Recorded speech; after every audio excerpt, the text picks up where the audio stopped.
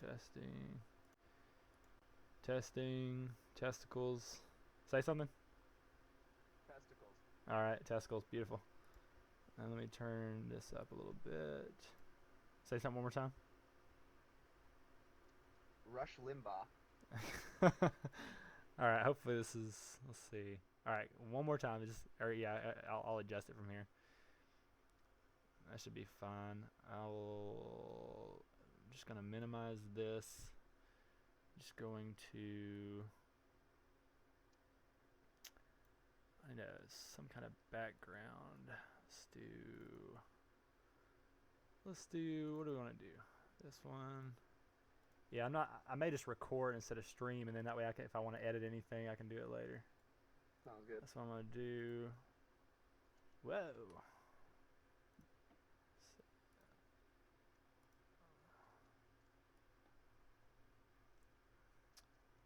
Yeah, I'm just gonna fuck around with it. Fuck it.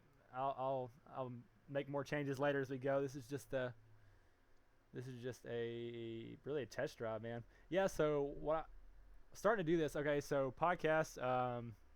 I don't know if I'd actually shot around for it before, but obviously a lot of people talk about it. Like, we see shit like Rogan's podcast, and like that's cool. Like talking about things like actually I had a friend that my friend Nathan Forsyth. He ran a podcast for a little bit, and I just thought it was really cool. It's a great way, of course. It's a great way to talk. It's a great way to get exposure to the community. Um, One of the things I liked about it best was that it does help build a community, because it's like that's something you have in common. Like we get exposure to each other by being on the same show, and you get introduced to each other that way. And so it's pretty cool. But yeah, I just kind of want to play around with it, and just like it's a great opportunity and a kind of a great pretense to get to hear different people out. And so yeah, that's kind of what started. That's what it started with. Yeah, I no, I totally get that.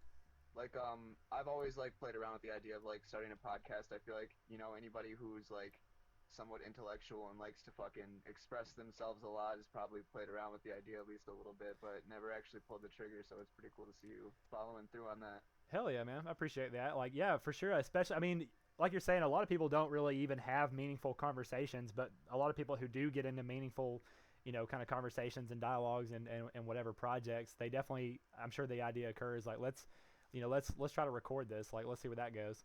Um, I'm gonna, so I'm still playing around with the fucking settings here. Yeah, no worries, dude. Let's see here. And hopefully once I kind of get something set up, then I won't have to do it again. Let's see, video capture device. Okay. Logitech. Boom. Let's see what that does. Video capture device. Where is it So did at? you stream League of Legends with that other chick?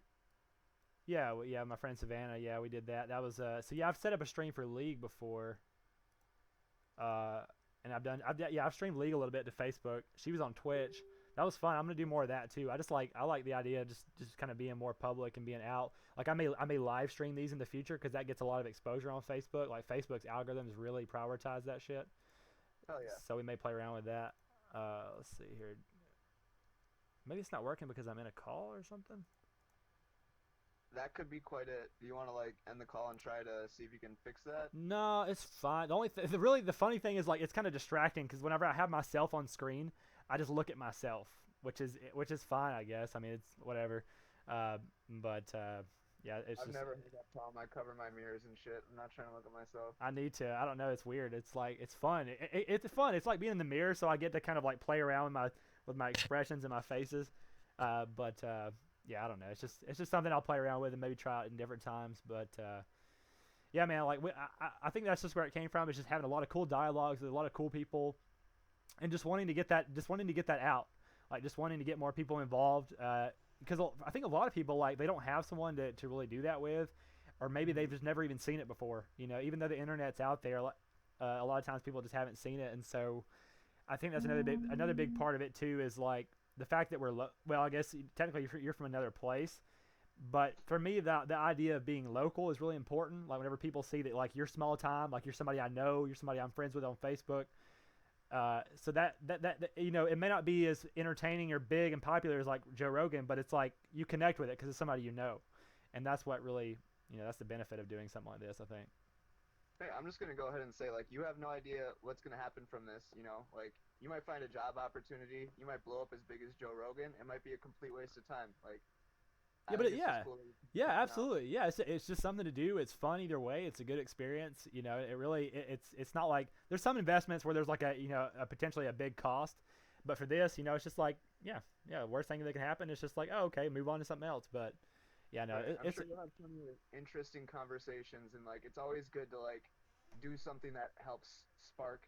Cause like, I'm sure that there are gonna be some crazy topics that get brought up. Like, anything that gets people talking more about a subject is like always good. yeah, absolutely. And the thing too is like I've really taken to Facebook as like a platform to talk about things, but whether it's through memes or through posts, but I've really had a problem with people not understanding or taking things out of context or not understanding who I am, and that just a lot of times I've kind of gone with that, and I've liked the attention. And I've liked the fact that it blew up, but I think that it's definitely it's hurt. It's hurt sometimes because people misunderstand things, and so this is a way for you to just really be clear with what you're saying and really be direct and yeah, absolutely. So it's just a new platform, and it's something I want to explore for sure. Right. I've done some stand up comedy in the past too. That's something I want to explore. That's But it. yeah, man, it's just fun. Well, damn. I like you already. You're a fun guy. You like to try new things, and like, you're not afraid of any of that other kind of shit that other people would usually be concerned about. Yeah, fuck those people. Yeah, I'm definitely. I was thinking about that the other day, like with regards to my app, and I was trying to think about like what is that core thing that I look for in people.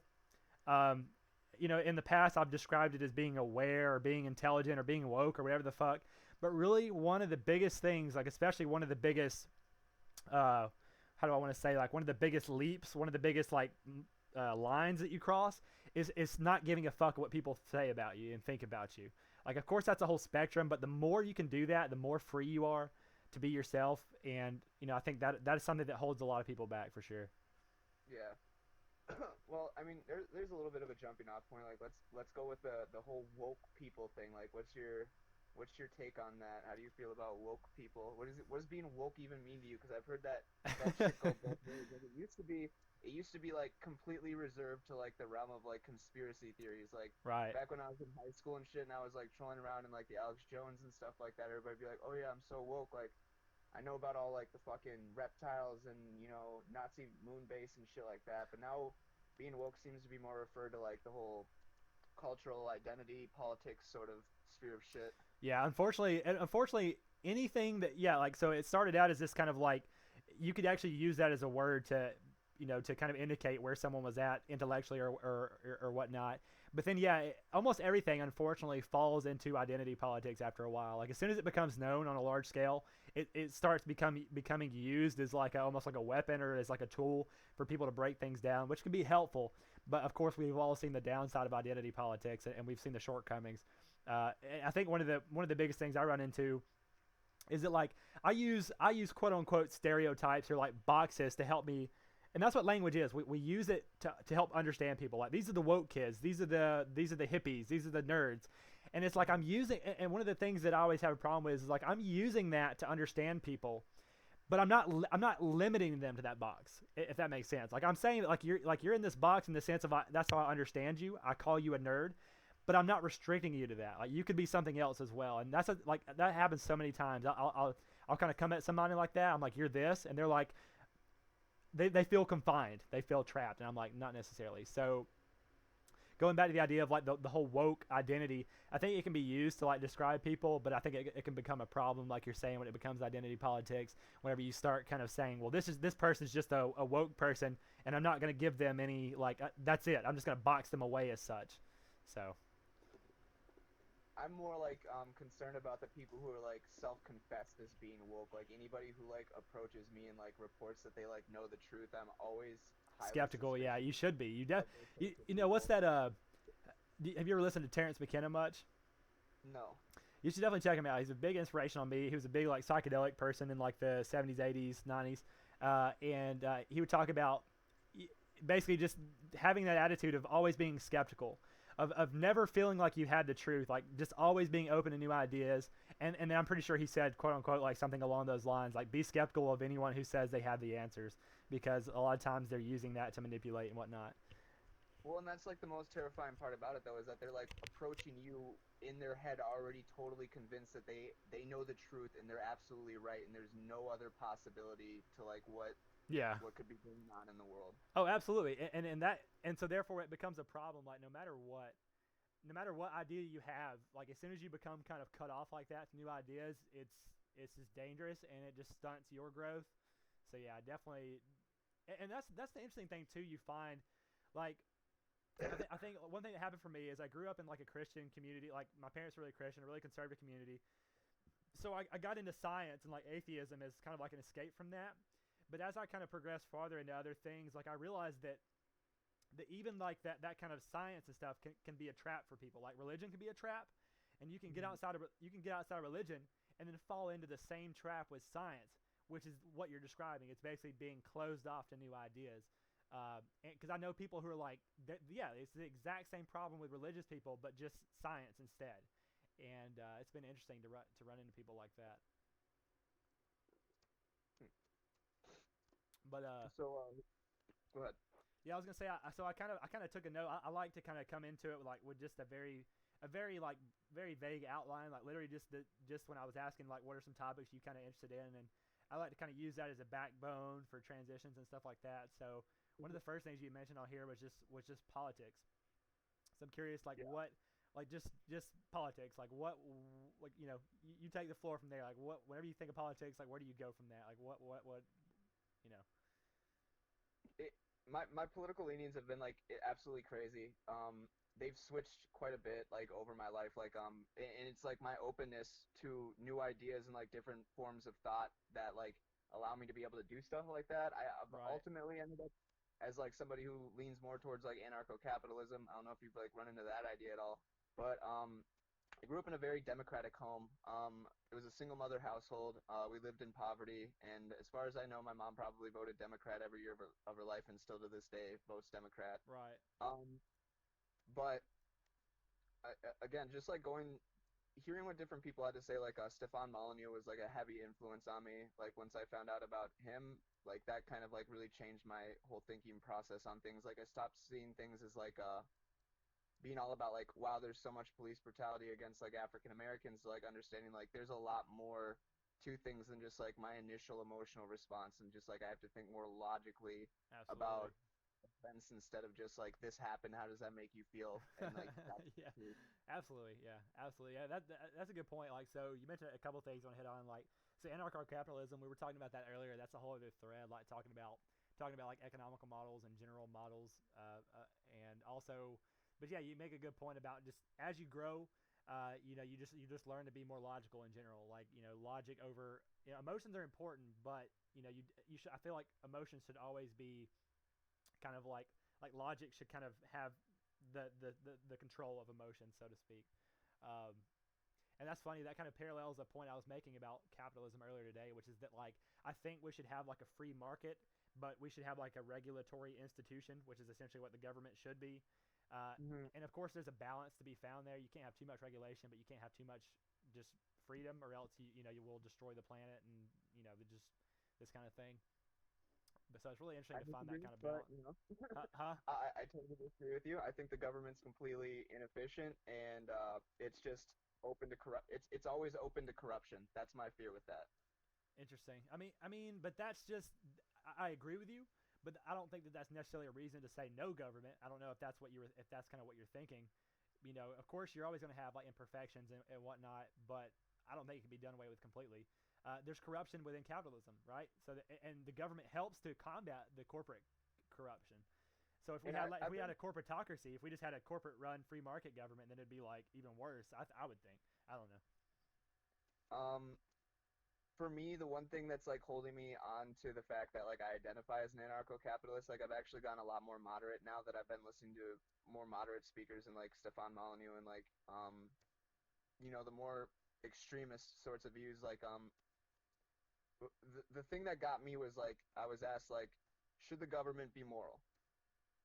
Interesting. Is stealing, is stealing okay? That's some deep shit. Like are you? Taxation, Huh? taxation is theft, What is theft? so the government is inherently immoral. Oh, you said taxation is theft. Okay, so you're saying should the government be moral? Should should so therefore like if you say yes to that, the government should be moral. Then you're like, okay, should the government steal?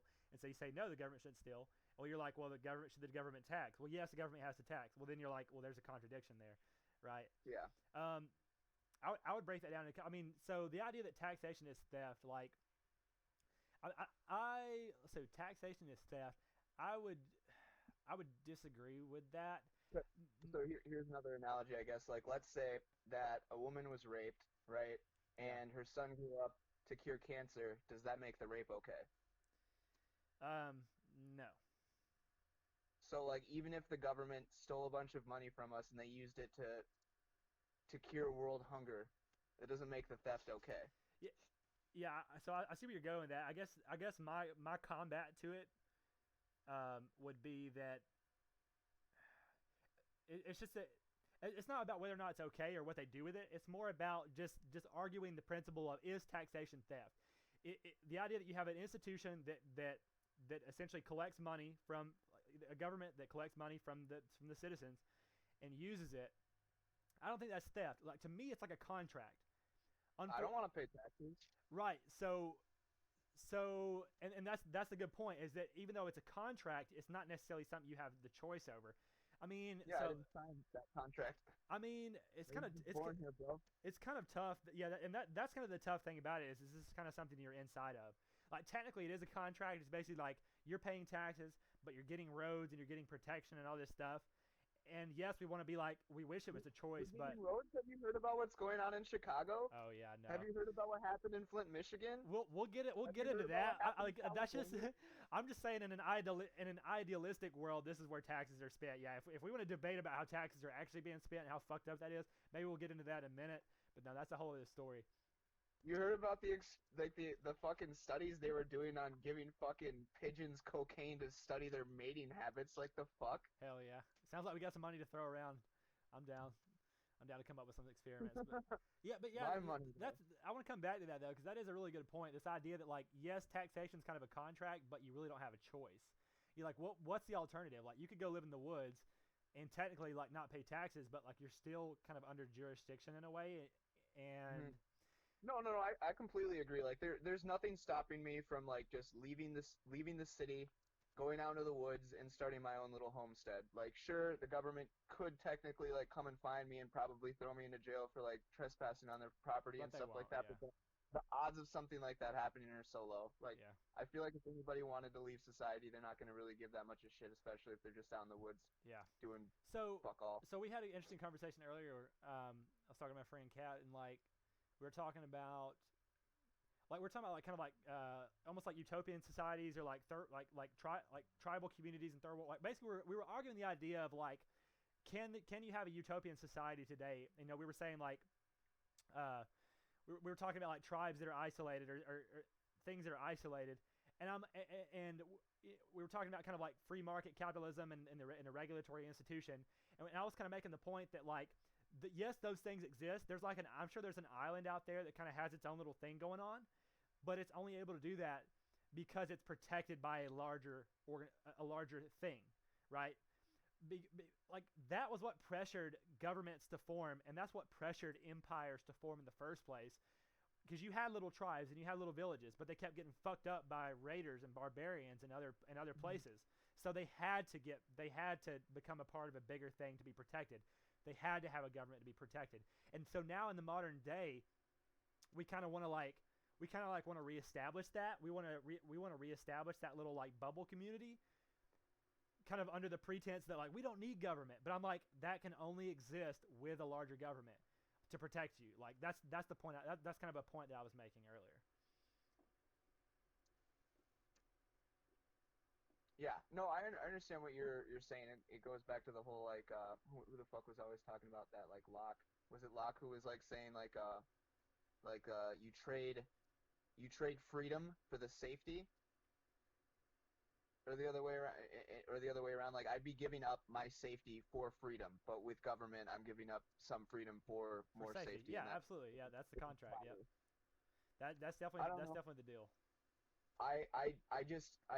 For me it's weird because like it's not like the officials in our government are any different from regular people. Like they're all still people that we all cooperated together to decide we wanted them to decide what's best for us. Like why can't we do that on our own? It's still just made up of people. Yeah. It's still just groups of people. If we can cooperate well enough to make government, why can't we we did that without government. We made government without government. Why can't we just keep doing not government? I mean, yeah, Like it's like people let's say the government disappeared tomorrow, right? Like, what would we still be left behind with? Like, we have like private security, you can get private waste management disposal for your right. house. Like, you can hire private companies to do anything the government wanted to do in the first place, and they contract all their shit out anyways. It's not actually the government building our roads; they hire a company to build the roads with our So money. so what happens whenever let's say you try to privatize everything? So what about like policing? So like how do you so like assuming we privatize, that means there would be competition, right? But then Mhm. you have like so let's say you try to privatize the police force, and so you have like competing police forces, and that's like that's not gonna go down well. It's gonna create a lot of conflict. And how do you privatize like there's other government functions like court. Like how are you gonna privatize that? Like there's got to be, yes, you could probably privatize a lot of the systems that the government regulates, but not all of them. Not all of them. You can't get rid of certain ones. I would think there has to be some kind of central institution. I believe. I don't believe that. I don't believe that we could exist in like a true, like if we if somehow we could have a state of anarchy. I think like essentially the biggest gang would take over, and that would just be a new government. Like that's what would happen. Like it creates a power vacuum that is necessary that would get filled in by the next biggest thing. Like Alan Moore used to say. Alan Moore used to be like, I'm an anarchist. I believe in anarchy, and I believe that we have anarchy right now. It's just that the biggest gang wins, and the government is just the biggest gang. The government. Yeah. No, I totally agree with that. I think the cool part about anarchy is it would open up people to the freedom of movement and you'd have choices. So if you're concerned about a giant gang taking over, why would anybody give them the means to be able to do something like that? Like, wouldn't you as a consumer be more concerned about your spending habits and like where your money was going if you knew that that was a possibility? And like, wouldn't you want, before you gave anything to somebody that you were worried about doing something like that, wouldn't you want like reasonable certainty that they weren't going to turn around and do that sort of shit? Yeah, but those two things aren't connected. Like Like how people how can how form consensual contracts between one another, like without the government. We do it all the time. I see it with drug deals. Like I've seen people sell guns and shit, and nothing bad happens. yeah, but shit does go wrong a lot of times. And one thing I'm saying Sometimes is like you're talking about nothing's like perfect, though. Like just to pull back to your utopian society thing, like that's just completely impossible. for A yeah, perfect society where nothing bad ever happens is not real. I Like agree. we saw that with you saw the utopian mouse experiment. No. Okay, so what this guy did was he took a bunch of mice and he put them in this giant cage, gave them like a whole fuck ton of space, like filled it with like food, like they never had want for food. There was never an absence of food. Like every mouse was totally satisfied with food, water. They could have all the sex that they wanted. It was basically rat heaven. It was Right. a utopia for rats. Right. And so they let this happen and they monitored it and eventually the society just collapsed. Like the rats started forming gangs with each other and like they were going around and like biting the tails and ears off of other rats. Like some rats were eating, like just started completely eating all their babies and then eating other Wow. people's babies. There Damn. was some rats who would just like go up into a corner and they wouldn't talk to anybody else. They'd just sit there and groom themselves all day. Yeah. And they were really stupid. They got really fucking stupid. Like, you know how they do the mazes with the rats? Like they'd pull some of them out and like the earlier generations could totally do it, and then the later ones were like totally dumbed down.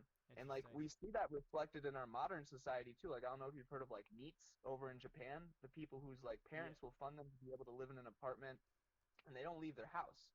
Um, Yeah. People are killing their babies in mass in our country. Um, that was the other one. We do have heavy gangs. So I think, you know, we see the same sorts of things reflected in real world society, and it's like in trying to correct those and assuming we know what the solution is and trying to provide something to a community to like make it better, like we don't know how that's gonna like affect things overall. Like it's the Faustian bargain. You know, what we've been doing welfare and SNAP benefits for like years and years and years now, and it like hasn't helped anybody. Right. Interesting. I guess you're saying like that. Yeah, that's not necessarily a point to prove it. Like how it's done in the past, or like these idealistic models don't always translate perfectly. And yet I want to go back to something you said about the rat paradise. It's a very interesting experiment. I haven't heard about that before. And I guess one thing that experiment proves to me is that you know idealistically, you're like, if you have all the food and sex you want, then you're pacified and you're good. But that kind of illustrates that humans want something more than that, and part of that is power. You want power. Like that's what that proves is that they want to subjugate others, or they want to climb. They want to, maybe there's some kind of we're programmed to be competitive. So maybe it was like a competitive thing, an entertainment thing, a power grasping thing. So there were 2 points of that. It's like one was that like maybe if somehow and I know how you're saying that the other generations were dumber. So I don't know, but I was thinking like if you lived in a society like that, like a paradise long enough, you may adapt to it and not care about power, because again, this whole power complex has been programmed into us over thousands or millions of years, so that's a big part of it. And I don't know if it's going to go anywhere. Do you think people generally desire power? Do I think people because I would disagree, and I would like to say that I think that people desire a purpose, and for some people, power is their purpose. I agree completely. Like whenever I said that people want power, I was actually thinking that because like typically in the past, whenever I think about like, oh, people want food and sex and this, but then Jordan Peterson says something about that. He's like, people don't want happiness, they want meaning. And I've always thought about that, and I've thought about that in my own life. Is like meaning is the core drive. So yeah, that's been a big thing for me, because like when I'm confronted with a choice between like sacrificing things I believe in and like my values versus things I could obtain like wealth and sex, I'm like, no, like my values and the meaning behind it is more important. So and you make a good point that it's not necessarily power is inherent in everyone. It's that there's something greater than those basic needs in everyone. There's some meaning craved, and for some people that meaning is power. That's a good point. Yeah, it's as simple as Maslow's hierarchy of human needs. Like the peak one is self-actualization or whatever. Oh yeah, let's pull that up. I'm gonna pull up a picture of that actually, because I believe so. Man, that could be so. A podcast I did in the past, like a good portion of it was basically talking about different models that are like that. Like Maslow's hierarchy, like there's basically the chakras, the Kabbalah, they all kind of parallel the same thing. That's interesting. I never thought about that. Oh yeah, they're all just models of human consciousness and human needs. Let's see if I can pull up a picture without being in too much in the way. Let's drag this over here. Wait, you say something about chakra, right? Yeah, the chakras is basically Maslow's hierarchy. Yeah, to me, that's what it's just an ancient East version. That's fucking trippy.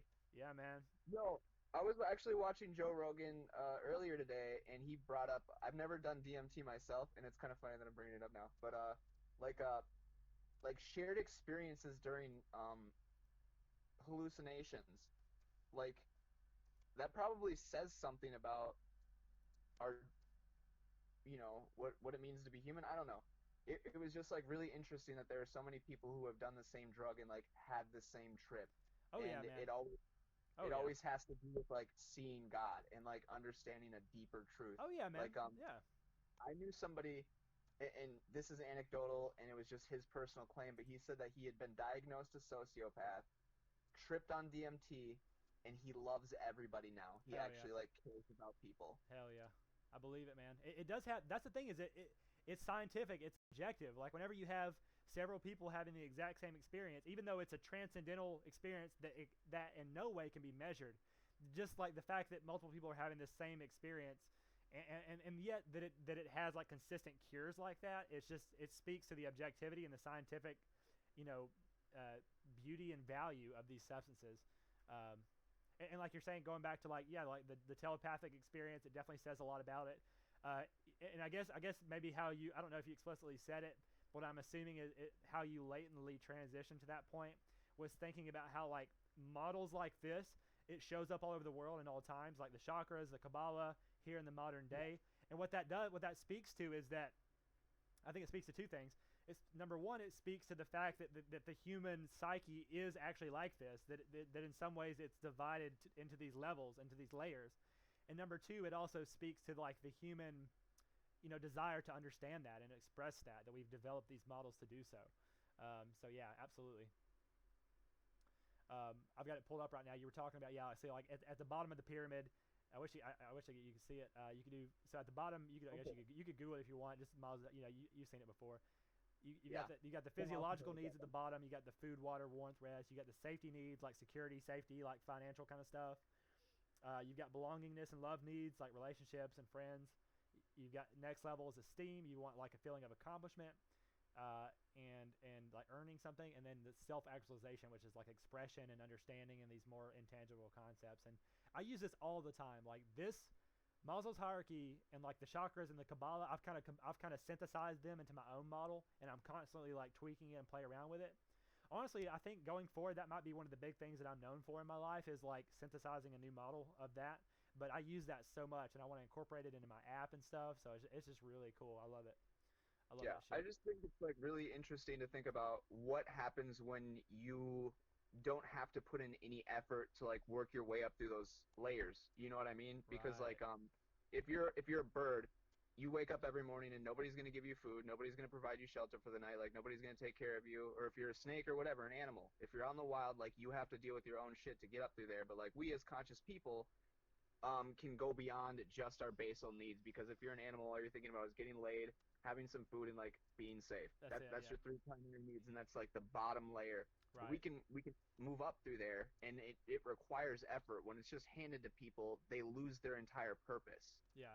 That's a great point. So you're talking about how like yes, there's this kind of inherent like this the model like Maslow's hierarchy defines these things that you need, like it defines the food and this, but it doesn't quite talk about how you get there or the skills that you develop. Like you're saying, you're interested to see like the difference between someone who's handed these things versus someone who works for it. And so there's a fourth model that kind of fits in with these. So like we talked about chakras, Maslow's, Kabbalah, which is the Western Jewish mystic esoteric bullshit. And then the fourth is have you ever heard of Timothy Leary? Mm-mm. So look him up as well. Timothy Leary was like a predecessor to Terence McKenna. You don't have to know too much about him, but basically he was another acid guru in like the 50s and the 60s, and so he used to be he was like a Harvard like psychology professor, and then he basically tripped. One of his big quotes was like, "Yeah, I learned more in 5 hours of tripping mushrooms than I did in 25 years of studying psychology." So it was like, okay. But anyway, so when you get a chance, like in the past, I've gone into it in detail. He came up with a model called Timothy Leary's Eight Circuit Model of Consciousness, which essentially kind of expresses these same concepts. But the reason I mentioned it is because more so than being a model of like what you need of like the actual thing that you need to obtain, it's more a model of like the different functions that you need to do to get there, if that makes sense. Like I'll just give you an example.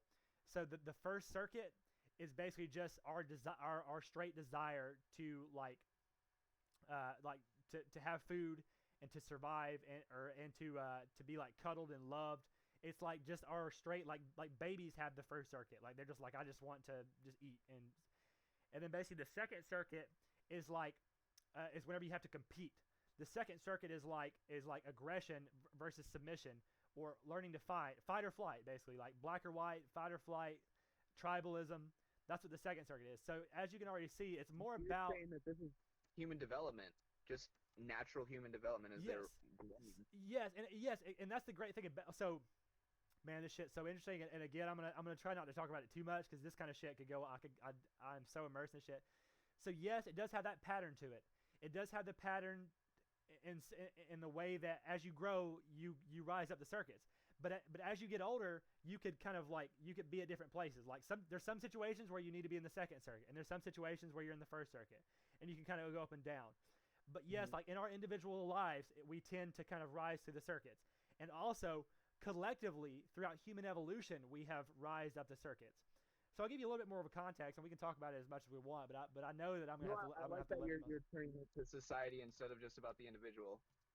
Yeah, and that's a great point because and that's what you want to look at. Like, so I love to study psychology and use psychological models, but I also like to use sociological models, and this kind of can function as both.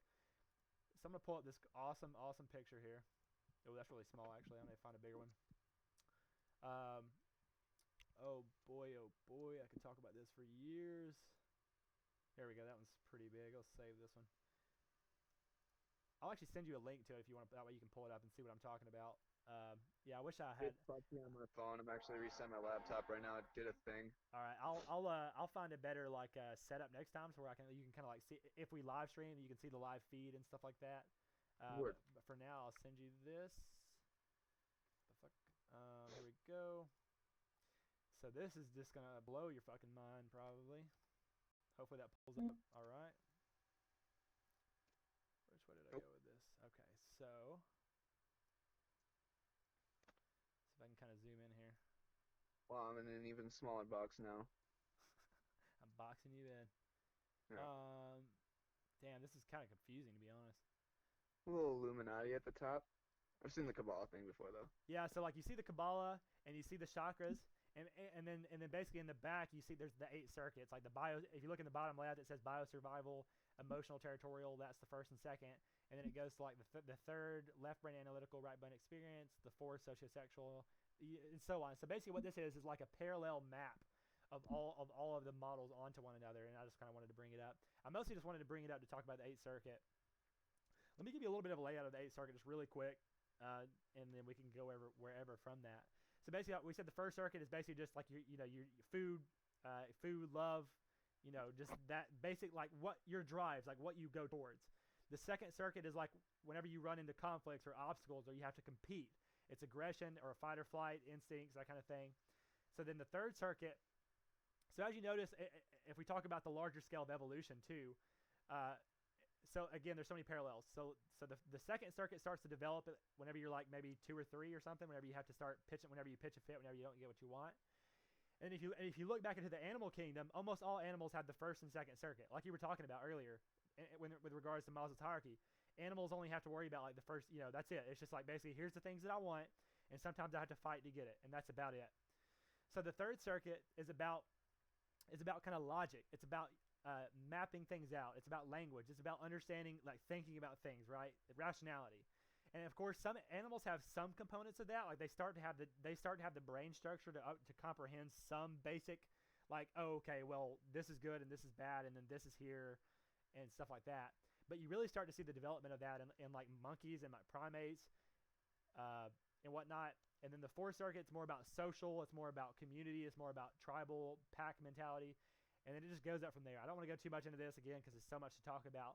But the whole reason I mentioned it was just because you talked about how Maslow's hierarchy is more about what you're getting or what you want.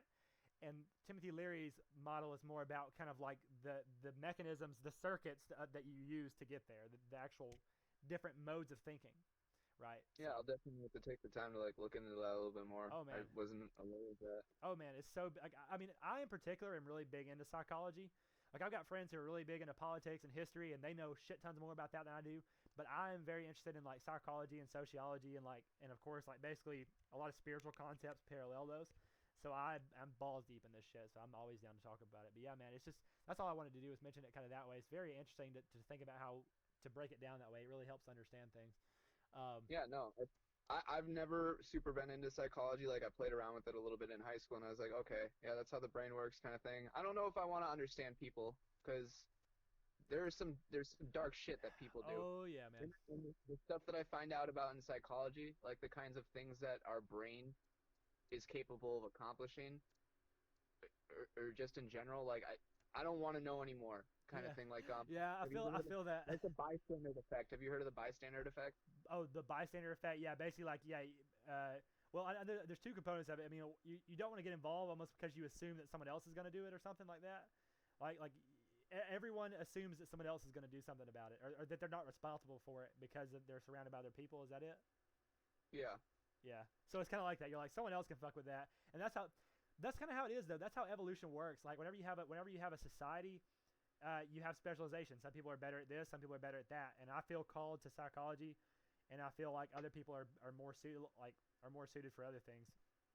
So Well, the real world example that I had heard about in regards to that, like when I was like told like this is what the bystander effect is, I was also told like this is the bystander effect in action. They did this social experiment in Japan in one of the crowded intersections. I'm sure you've seen the videos where they have like hundreds of people crossing the street simultaneously. Right. They had a guy go out there, and he was stabbing himself in the stomach Wow. in front of all these people, and it was like made to look real, like there was blood and stuff like that, and he kept turning in a circle, like looking for somebody to like do something about it, but React. everybody just kept milling past him. Like That's people were seeing it, and they just kept moving. that's There was insane. Like, another one yeah. where there was this woman who was getting, this was a real thing that happened, like it wasn't a social experiment. This woman was getting raped out in a parking lot outside of an apartment complex, and they later found out that there was like 5 or 6 people who like had footage of it, who were like filming it, and other people were like watching from the windows. You can see in the films on the phone. Nobody called the police. That's wild. Like, there's a lot of like psychological, sociological experiments like that that point to the strange nature of human society. Like the whole herd mentality thing. Like there was one. There's two. Let's see. Let me think. There are two that I can think of off the top of my head, and they may actually be kind of pointing to the same thing, just about kind of copying, mimicking behavior and stuff like that, and group think. So it's the waiting room experiment. You may have heard of it. So basically, so what happens is, The one where the smoke comes out of the door? huh? The one where the smoke comes out from under the door? No, you can tell me about that. I've not heard of that. It's different. So basically, No. like this woman goes into a waiting room, and so I'm trying to remember exactly how it happens. Okay, yeah, this woman goes into a waiting room like for a doctor's appointment or something, and while she's there, like every 10 minutes, a little bell rings, or like a quick little like ding, and then everybody, whenever she was there, everybody was an actor, and everybody stood up, and so she's like, what the fuck? And then like 10 minutes later, it dings, and everybody stands up. And so she's like assuming, she assumes like, okay, well, I don't know why, but I'm just going to do it because everyone else is doing it. So it dings, and then she starts standing up. And then what happens is, over time, they start to phase out all the actors that were there in the first place. And she's there by herself, and it dings, and she still stands up. Like she just stands up by herself. What? And then And they brought in all new people? yeah, and then they start, and then and the new people come in, and it dings, and she stands up, and they're like, what? And she's like, I don't know. It's just, we just do it. And then they start, it's just fucking crazy, man. Like people would rather, we have a mechanism in our brain that evolved that's based on behavior based on fitting in and copying rather than whether it's right or wrong. Because analyzing whether something is right or wrong, that would happen from an evolutionary perspective, though, right? yeah, because it's easier. It's easier just to mimic what you're doing. It's a lot faster because a lot of animals, like let's say you're a bunch of monkeys in the trees and you're getting attacked. You don't have time to assess the situation. If all your other monkey friends are running like fuck, you're like, oh shit, it's time to get out of here. Like I don't have time to assess the situation.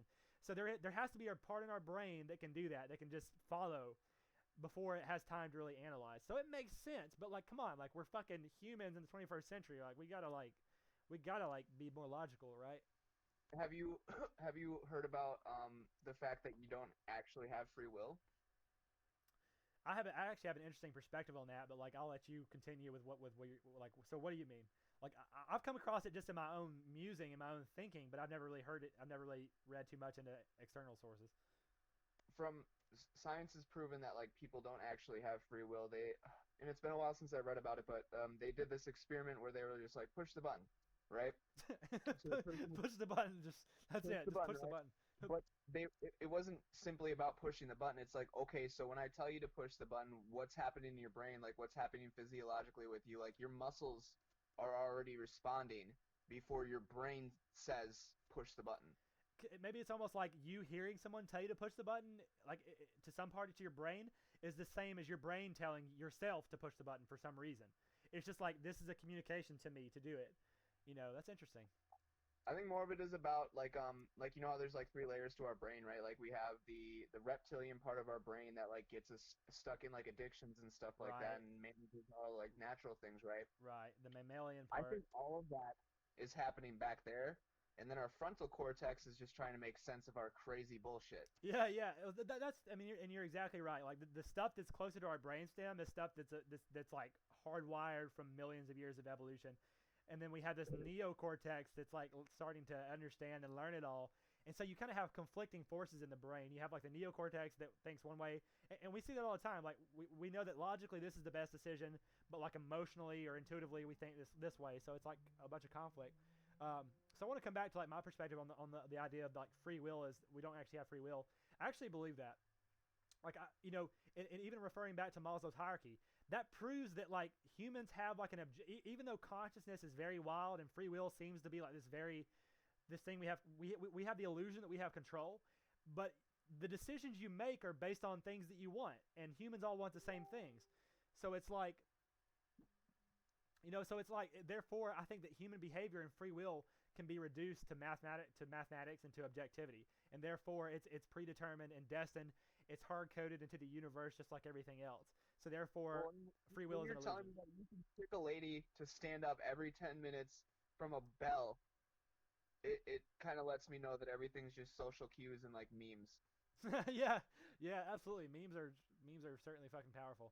Not that it can be reduced to that. Not that it can be all reduced to that. Memes as in the not memes like the ones that we have on the internet. I'm talking about like a parent-to-child meme. Or yeah, exactly. Just like a meme, as in like the idea of like this is like a piece of behavior that's passed down. Yeah, a cultural. I mean, I think that's how the Dawkins originally coined meme, was just like a meme is just like an idea or like a thing. Like it could be the most basic unit of a behavior or a concept that can be passed down. Yeah, absolutely. Right.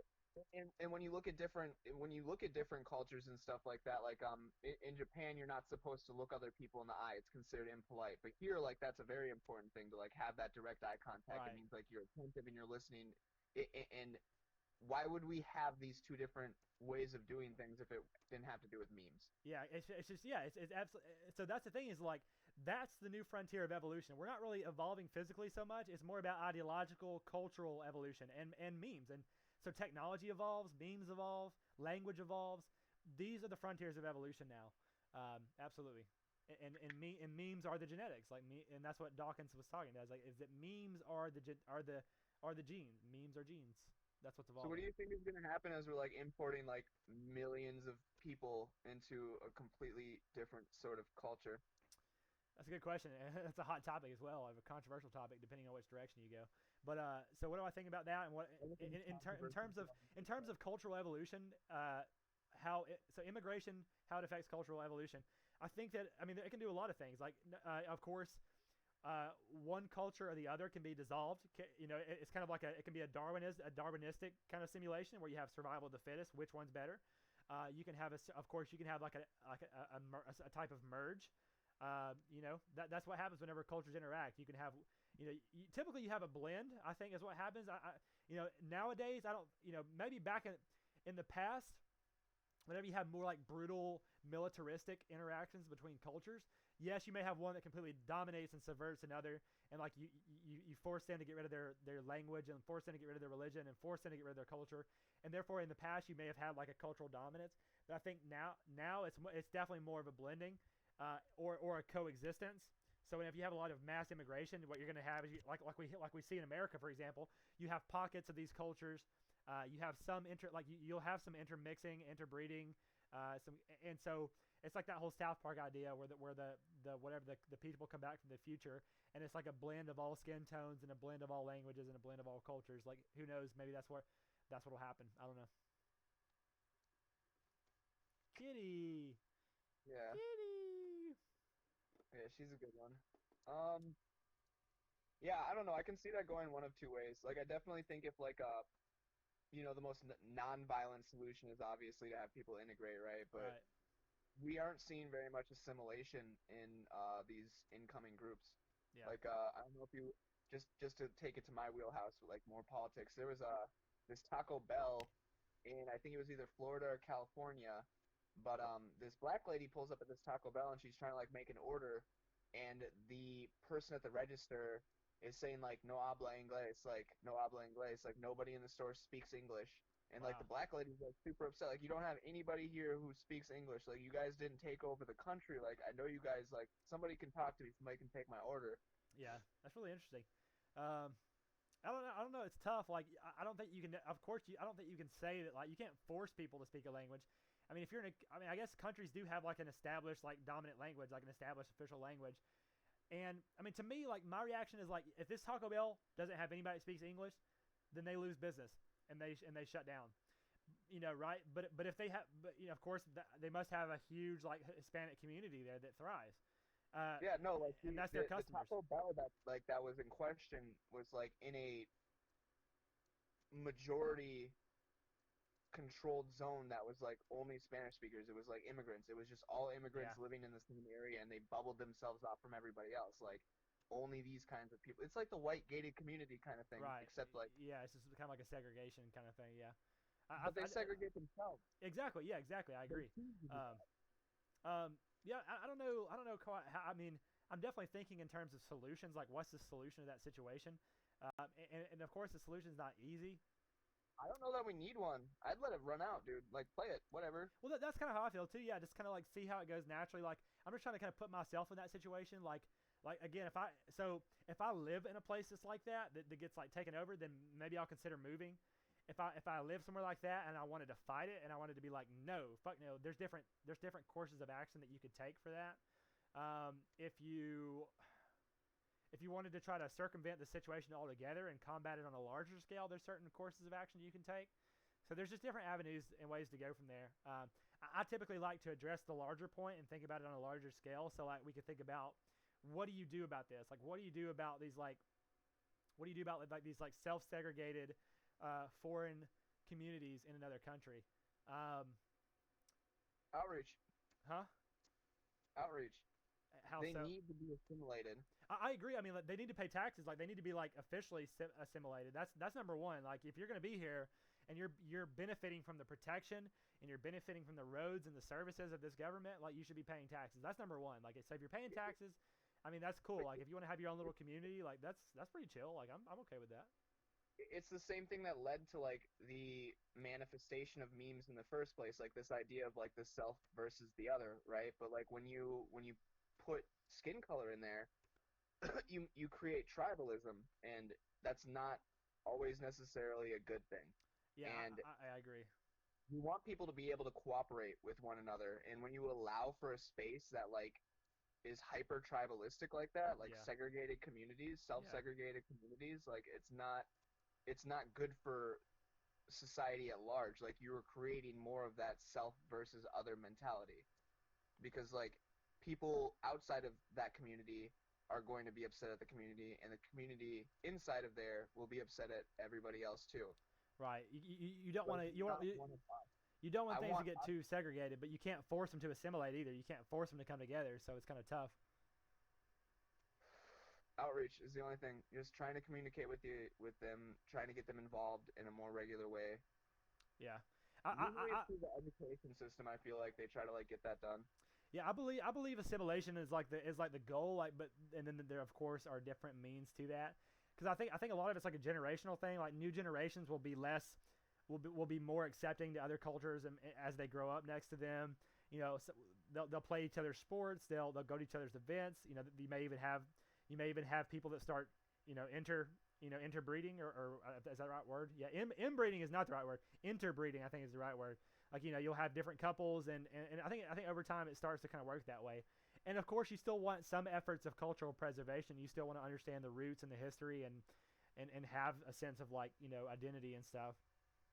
So yeah, I think with a lot of things, there's a balance to be found. There's a balance between segregation and assimilation. You don't want things to be completely assimilated to where you lose the culture, but you don't want to like completely segregate to where you don't have unity. So it's another balance. Everything it's balance is a core principle. Yeah, I just think things in America right now are like being heavily thrown off by an imbalance, like because those segregated communities are everywhere. Like here in Milwaukee, I live in the most segregated city in the United States. Yeah, Like interesting. it's as simple as walking across a bridge and everything changes. Like I literally can cross on one side of the bridge, it's all white people. I cross the bridge, it's all black people. So how do you like? What's your general reaction? Like, how do you feel about that? Like, just yeah. How do you feel about that? Well, where I grew up, my mom was actually raped, so I don't know my biological father. So I'm a mixed child in a white family, a Democratic family. Interesting. Um, I grew up all around white people, and they never treated me any differently. Like I don't. I feel like I've experienced like actual racism all of 2 times in my entire life. And when I see what I see here, I see people making their own individual decisions.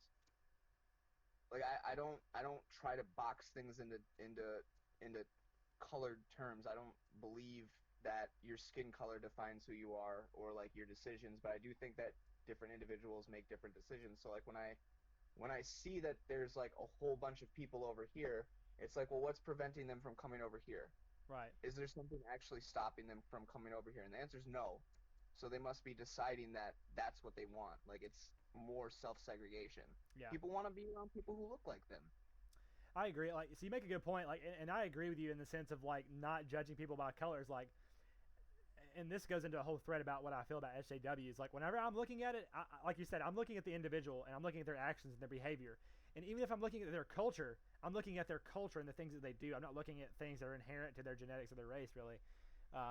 And so, and yeah, I won't get into the SJW thread right now. But coming back to like this idea of like what stops these people from either side of the bridge from coming together, I agree. Yeah, it's tribalism. It's coded in our psychology.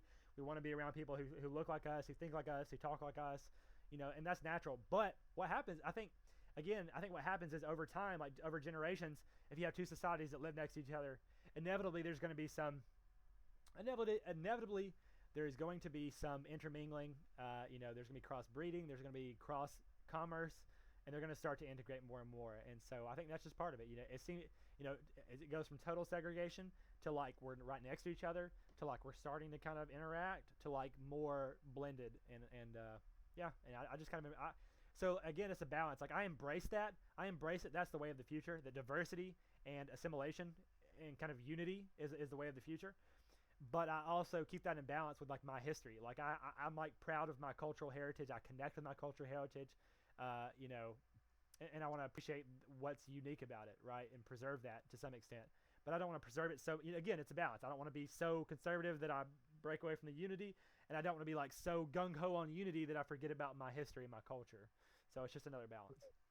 No, I'm totally aligned with those like same feelings. Like I have no problem with any ethnicity coming over to be here in the United States. I just think that it's important that the things that made them want to be here in the first place are preserved. Yeah, I agree. So the reasons they came here, the opportunities, the freedom, all that. Yeah, I agree. Those are the core values, and that's what we should be focusing on in the efforts of coming together. Is like we're humans. Like we like food, we like music, we like love, like these are the common things that we like. And so this is kind of my perspective on a larger scale in terms of what's happening around the world. I believe in a sense of globalism in the sense that in a lot of ways it's going to benefit us to come together on a global scale. It's going to help us come together to have like a world government because in some ways because it'll like going to space and different things like that. But we also we don't want number one, we don't want to be like totalitarian. We don't want to be dominated. And number two, we don't want to lose our individualism. So like, nationalism versus globalism. Again, I'm nationalistic in the sense of like you should have your identity and you should have a sense of pride and like in cultural identity. But then I'm also globalistic in the way that like, hey, we need to stop fighting each other. We need to learn to. So it's like for example, you have the United Nations, but then you also have the United States, and then within the United States you have the federal government, but you also have the state government. And then again that's how it works. You have like the individual. It's the balance between the individual and the whatever the larger unit. Another balance. All right, just to switch subjects real quick. What do you think about the United Nations? Honestly, I'm not very informed. I ask questions to people. I've asked that question recently. I'm like to people who I feel like are more informed and have more perspective. I'm like, what do you think about United Nations? Because to me, the United Nations doesn't seem to really do much. It seems to be kind of a facade. You think so? Yeah, I mean, I think it's a platform. I think it's at least a platform, a place for countries to kind of come together and have dialogues. But it definitely doesn't. That's it. To me, the United Nations is just like a platform. It's like a round table where we can talk. There's no real power structures there outside of just the dominant nations. So I think there's like a hierarchy of nations. Of course, there's like the dominant, like the U.S., China, and Russia. Then you got some other important players. You have like the European nations. You've got like stuff like that. That's kind of my not very informed, not very developed. Does it bother you that they're all unelected? That they're unelected? That the officials, the representatives from each country are unelected? Again, I haven't really thought too much into it, but just on the spot, does it bother me? Um, I don't know. I don't know how. I don't really know how I feel about elections in general. That's kind of a whole other thread for me about republic and about elections versus appointments. I don't know. I'm interested to hear more about your perspective. It sounds like you may have more. Like, what do you think about the UN? Like, you know. Um, the origins of the UN are a little bit fishy. Kind Yeah. of just like sprung up, and every country was on board with it, and they all sent representatives, but nobody really knows how they get selected. And all of our major policy changes since the UN was invented, like here in the United States, like all of our agendas, like I don't know if you've heard of like Agenda 2020, Agenda 2050, that comes from the United Nations, and like every country signs up to participate in the same thing. Like if you heard of Ocasio-Cortez's Green New Deal thing, Yeah. that like is from the United Nations. Oh, I see. I get what you're getting at. It basically, like, even though it's every country's represented, it's probably just like puppet representatives from each country that represent the interest of either the dominant countries, or what's more likely to me is the globalists, the people behind the scenes, like the true people who have their hands in the whole thing. So That's where, yeah, that's what that is. yeah, That's what that is. yeah, The I agree. people who have their hands in all the pie. Well, let's. That's where they So this go is to this is feel a what they need to do. this is a good transition to the second thing that you actually said whenever you kind of gave me a short list of some topics, which was conspiracy theories. So I'm down. Yeah. That's what I love to get into. Like, what's behind the scenes? Like, what is the real power structure? Like, who's at the top? Like, so.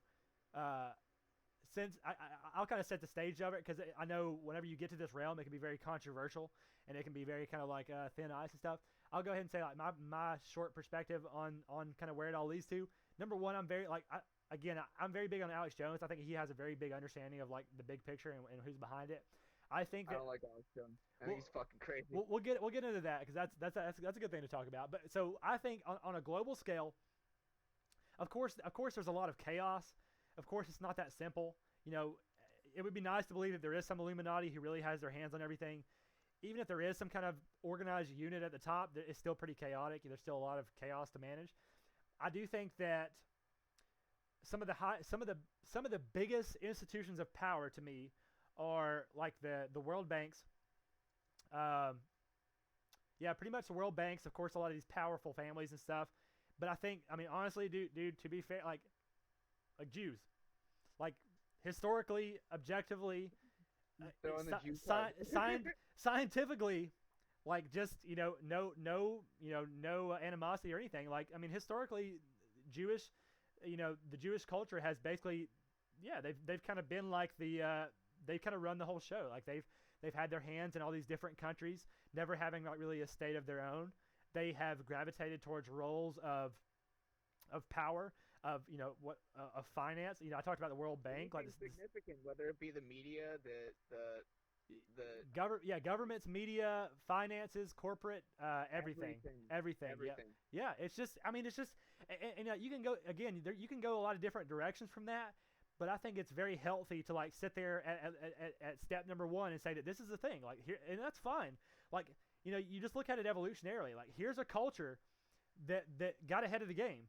Like all these other cultures were fighting and going to war and had monarchies, and here's this culture that's like, hey, let's invest in like commerce and trade and like fine. And I respect the fuck out of that. Like, I'm kind of being a nerd myself. Like, we all kind of get that kind of thing. There's the bullies and the jocks on the playground, and I'm investing in the future, and I'm investing in intelligence, and here's a culture that kind of did that, and I really respect that and appreciate that. And again, I've definitely seen the same sorts of memes that you've probably been looking at. Like, I've seen the picture where it shows you, like, here's everybody who works at MSNBC, and like, this is how many of them are Jews. Like, look at how many of our comedians on television are Jewish. Like, look at how many and like, look at all the directors of the movies. I try to stay away from that sort of shit because I feel that it's like a little bit racy, and I also don't think that it's like accurate enough to like imagine that they're like the Jews have all amongst themselves like kept the secret conspiracy while there's also still a bunch of Jews who aren't in that same position. I feel you. That they like ended up in those high ends of power, and the other thing is the fact that like again in group preference, like if you are a Jew and you end up in a position of power, you're probably just going to hire a bunch of people who are like you. Right. Yeah, it makes sense. So and that's my point is that there's the step number one, which is just to purely objectively accept that historically Jewish people have gravitated towards these roles and they've had this kind of influence. and just nothing beyond that. That's just step one. It just objectively is that way. No emotions, no assumptions, no projections. But then, and like you're saying, this is why a lot of people don't even want to take that first step, because it immediately goes in a lot of dangerous directions. You go into the conspiracy direction where you're like, they're in control of everything, and that can go into even more dangerous directions where you're like, we need to fucking kill them and shit. That's like, that's dangerous.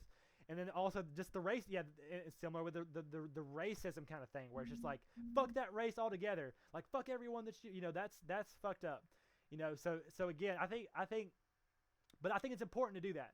It's important to take that logical, objective, peaceful, rational step and say that here is the Jewish history, here's the history of the Jewish culture, and here's the influence that they have today, and then we can continue to sit there and have a rational discussion, and then maybe take some other directions from there. But we really, like you're saying, it's very dangerous because so many people. More moderate position before you start going off the wall, because people aren't going to want to listen to you when you sound crazy. If you come right out with things and just start being like, "There's no way 6 million Jews died during the Holocaust," nobody's going to fucking pay attention.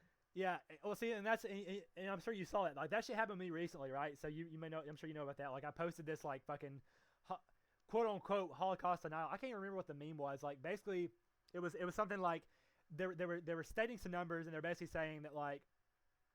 Like it seemed improbable that many people were dying. Like that just seemed improbable. And I see this How meme. Many people died on the day September 11th? Right? I don't know, shit ton. Yeah. So yeah, right. But then again, that's like a huge building. I don't know. Anyway, I don't want to get into that. But the point is, so whenever I see this meme, and I'm like, that's interesting. Like that's thought provoking. That makes me think like, like what if it was? Because I know that. Number one, I know that historically, a lot of things have been different than they appeared. That a lot of things have been different. So that's number one. So I'm skeptical about things in general.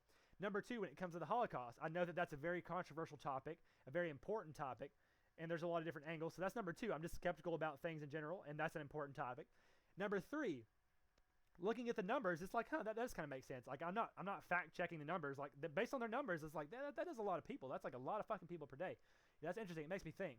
And then it's just like 1, 2, and 3. I see that and I post it because it provoked my thought, and that's it. I just want to provoke thought. I don't really, but that's the thing, and this goes back to a point I was making earlier, which is about whenever you post something, people don't quite know how you mean it. They may take it in different directions, and a lot of people whenever I post something like that, especially if they don't know me, they're probably going to be like, oh, this person's a fucking Holocaust denier. This person's a fucking Nazi. Like. They assume that and they project that.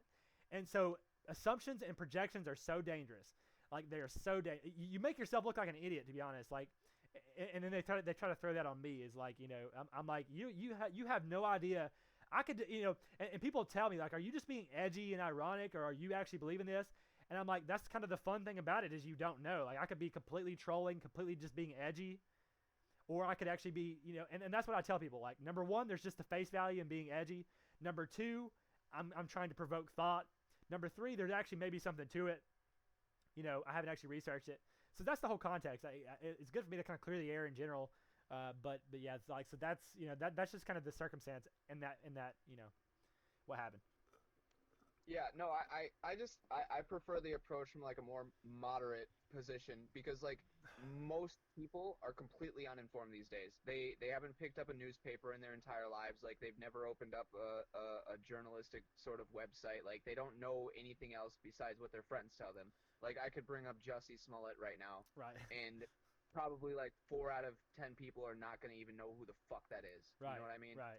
So when you want to like get into all these like deeper level conspiracy theory things, like where you're like, yes, the Jews control everything, like all that shit, like that's too far for most people initially, and like even I don't delve that deeply into it because I think there's a lot more other concerning things going on in society. But right. Yeah, it's really hard to get people to start to think critically about the nature of their reality without sounding like you're insane. Yeah, so I totally agree with you. So there's 2 points I want to make off of that. One talks about like, yes, most people don't look into it, and so most people you need to have a model of reality. Like whenever you're confronted by something, like something happens or someone says or does something, you need to be able to react in some way, whether you ignore it or you can approve or disapprove. And so most people, going back to the circuit model of consciousness, most people interpret things in terms of the second circuit. They look at everything as either good or bad, black or white, with us or against us, in this box or that box, fight or flight, because that's easy. That's another one of those mechanisms that we developed at a much earlier time in our evolution, so it's more powerful and it's more easy and convenient, and most people rely on that. But and even fewer people actually break it down, look at it logically, think about the different sides, form their opinion. It's just evolutionarily, most people don't even have the time to do that, right? So, I guess from there, what you do is you say, well, as a society, me personally, I want to live in a society where more people think, or at least in a society where the people who think critically have more influence, have more power, one or the other. And so it's just a question of like, how can we do that? How can we either have more people thinking rationally, or have the rational people kind of have more influence? And so that's what leads me to post this edgy shit. Huh? That's a scary worldview. The people who... We'll get into it. We'll get into it here. We'll pause for just 1 second, because I do want to come back to that. But that's why I make edgy posts, because I just want to make people think. And a lot of times what I do is, my approach to getting people from the second circuit up to the third circuit is to essentially just override to hack into their second circuit. Basically what you do is you bombard people with like black, white, black, white, black, white, black, white, until they just like, it just fucks with their head, and they're forced to take a new perspective. Like, I'm out here just trying to deliberately brainwash people. I mean, that's the thing about, so that gets into, that's like occultism, that's magic, that's what it is, dude. Like, it's just learning how to influence, huh? Can you, and I wish I remembered more of the keywords, but there's this phenomenon where if you say something to yourself enough, it becomes true, right? Like, I'm sure you've heard of that girl who like was convinced that her therapist, she was like in an insane asylum. Okay, I'll get into this real quick, then I gotta take a piss, and like hopefully you can find what I'm looking for. But this insane woman in an insane asylum, like back when we still had those around and shit. Yeah. She was totally convinced that she was in a sexual relationship with her therapist, that they were like lovers, that like he was her lover. Right. And everybody at first was like, no, she's fucking crazy or whatever. But then they started to think that like, wait, maybe she's right, because she started developing signs of like pregnancy. Like her breasts got bigger, she started lactating, her stomach swole, all of the sorts of physiological signs that you'd expect from somebody who's pregnant. She was exhibiting them. And so they started this huge investigation on the doctor. They were like monitoring their interactions and stuff like that. And 9 months goes by, right? She her water breaks, she starts ovulating, she goes to deliver the baby, and nothing comes out. Interesting. I definitely I'd like to see the proof of that, and I'd like to see more cases, but I believe it's possible. Like, I believe the brain has that kind of power. I can try to send you a link to it after this, because it's definitely a real thing. Like, I'm not just pulling this shit out of my ass. Yeah, no, I've heard about things like that. Like, the brain has so much power, and then not only does the brain have so much power over itself, but one person's brain can affect other people, right? That's kind of what you get into, which is interesting. Mm-hmm. So they found out that like saying, like, you know how like people will make these like posts and shit like that and say stuff like the edgy shit that we're all running around saying because we think that's funny. Yeah. They say that saying that shit to yourself over and over and over again, even if it's just a joke, you'll start to believe it. I agree. I think you really see that with shit like the alt-right and like poll, like /poll on 4chan. Like, I think it starts out as a joke, but then you start it so much that people just kind of don't even know the difference anymore, and it can kind of be dangerous. So I guess I do see that, and that's why, I'm trying not to be too edgy, and I try to reel it back, and I try to hit these other angles, and I try to clarify, and I try to be more sensitive, because I do know that it can become a problem for sure. Yeah. It's just scary for me because like there are definitely very real things that are going on behind the scenes that like we're not aware of, that like need to be exposed, like with Edward Snowden's revelation, like that NSA is spying on us, like they're in all of our shit and they're watching us. Like that's a very real thing that's going on, right? But then there's the people who are like, Mark Zuckerberg's a robot or a reptile or some shit, or Justin Bieber's a reptile, or the earth is flat. Like when you get into that shit, that's when it's gone too far. It's like trying to find that middle ground between just like being off the fucking wall and like actually being aware of what's going on. But then again, here we are saying woke. I might draw the line somewhere else. I might say like you can say, if you say Mark Zuckerberg is a robot and you say it so many times that people actually think like maybe that's true. Shit.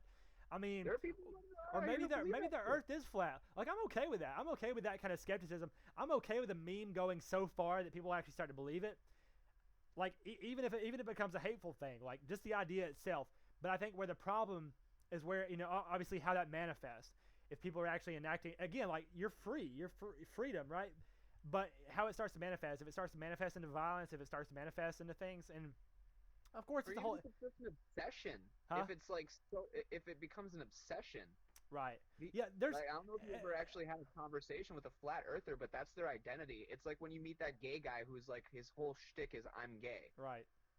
Yeah, it's interesting. Like fucking Eddie Bravo on the Rogan podcast. You said you'd watched it. Like yeah, I've had theories about. I haven't thought too much about it.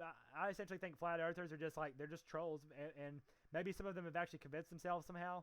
But I think it's just being trolled. Like I have a hard time convincing myself that someone actually believes it's flat. Like it's just a joke to me. Like I can't convince myself that someone believes it's flat. Like I mean, if they actually can, then they are delusional to the point of like yeah, probably yeah, exactly. And I'm like, I mean, and they're not really hurting anybody, so it's fine. But like I'm just like, damn, yeah, it's just like you're not worth my time. Like you're just trolling. I don't care.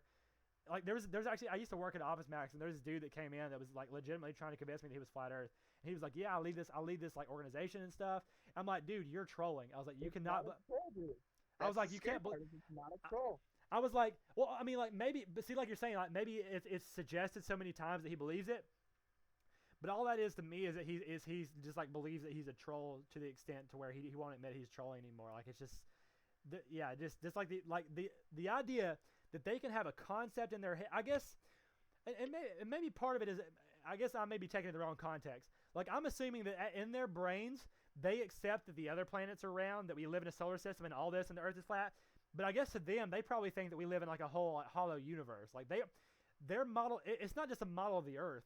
They probably have a completely different model of the universe, and they think that we live in some kind of cube, which is fine.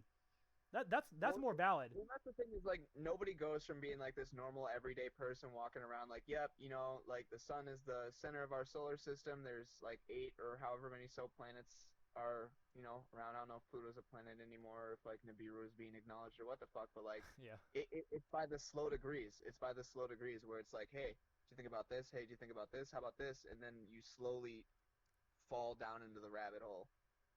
Yeah, I mean, but I don't see how there's even. I don't see. I mean, to me, it's like two routes. If you follow the route that leads to rationality and evidence and proof, then you're just. I mean, the conclusion's obvious, But if you go down this other route of just like the conspiracy route, well, what if that's fake and that whole thing's a lie? You like basically once you go that route leads to complete nihilism. It leads to just like, oh, we may live in a holographic cubic universe and nothing's real, basically. So it leads into schizophrenia if you go that route. Basically, you're leading into reality or you're leading into schizophrenia. Like there's no in between. So yeah. All right, I'm gonna grab a bathroom break. All right, man. I'm gonna grab some water myself. Be right back.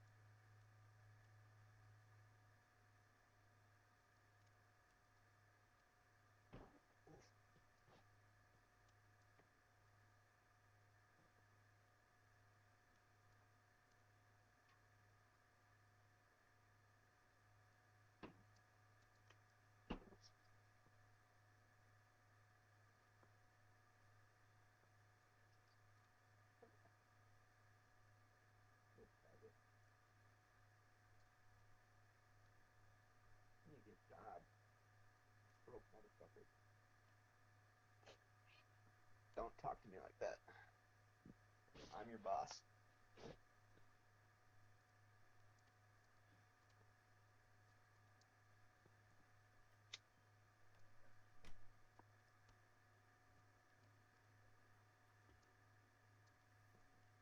It's not weed. You want to breathe this. Bird up.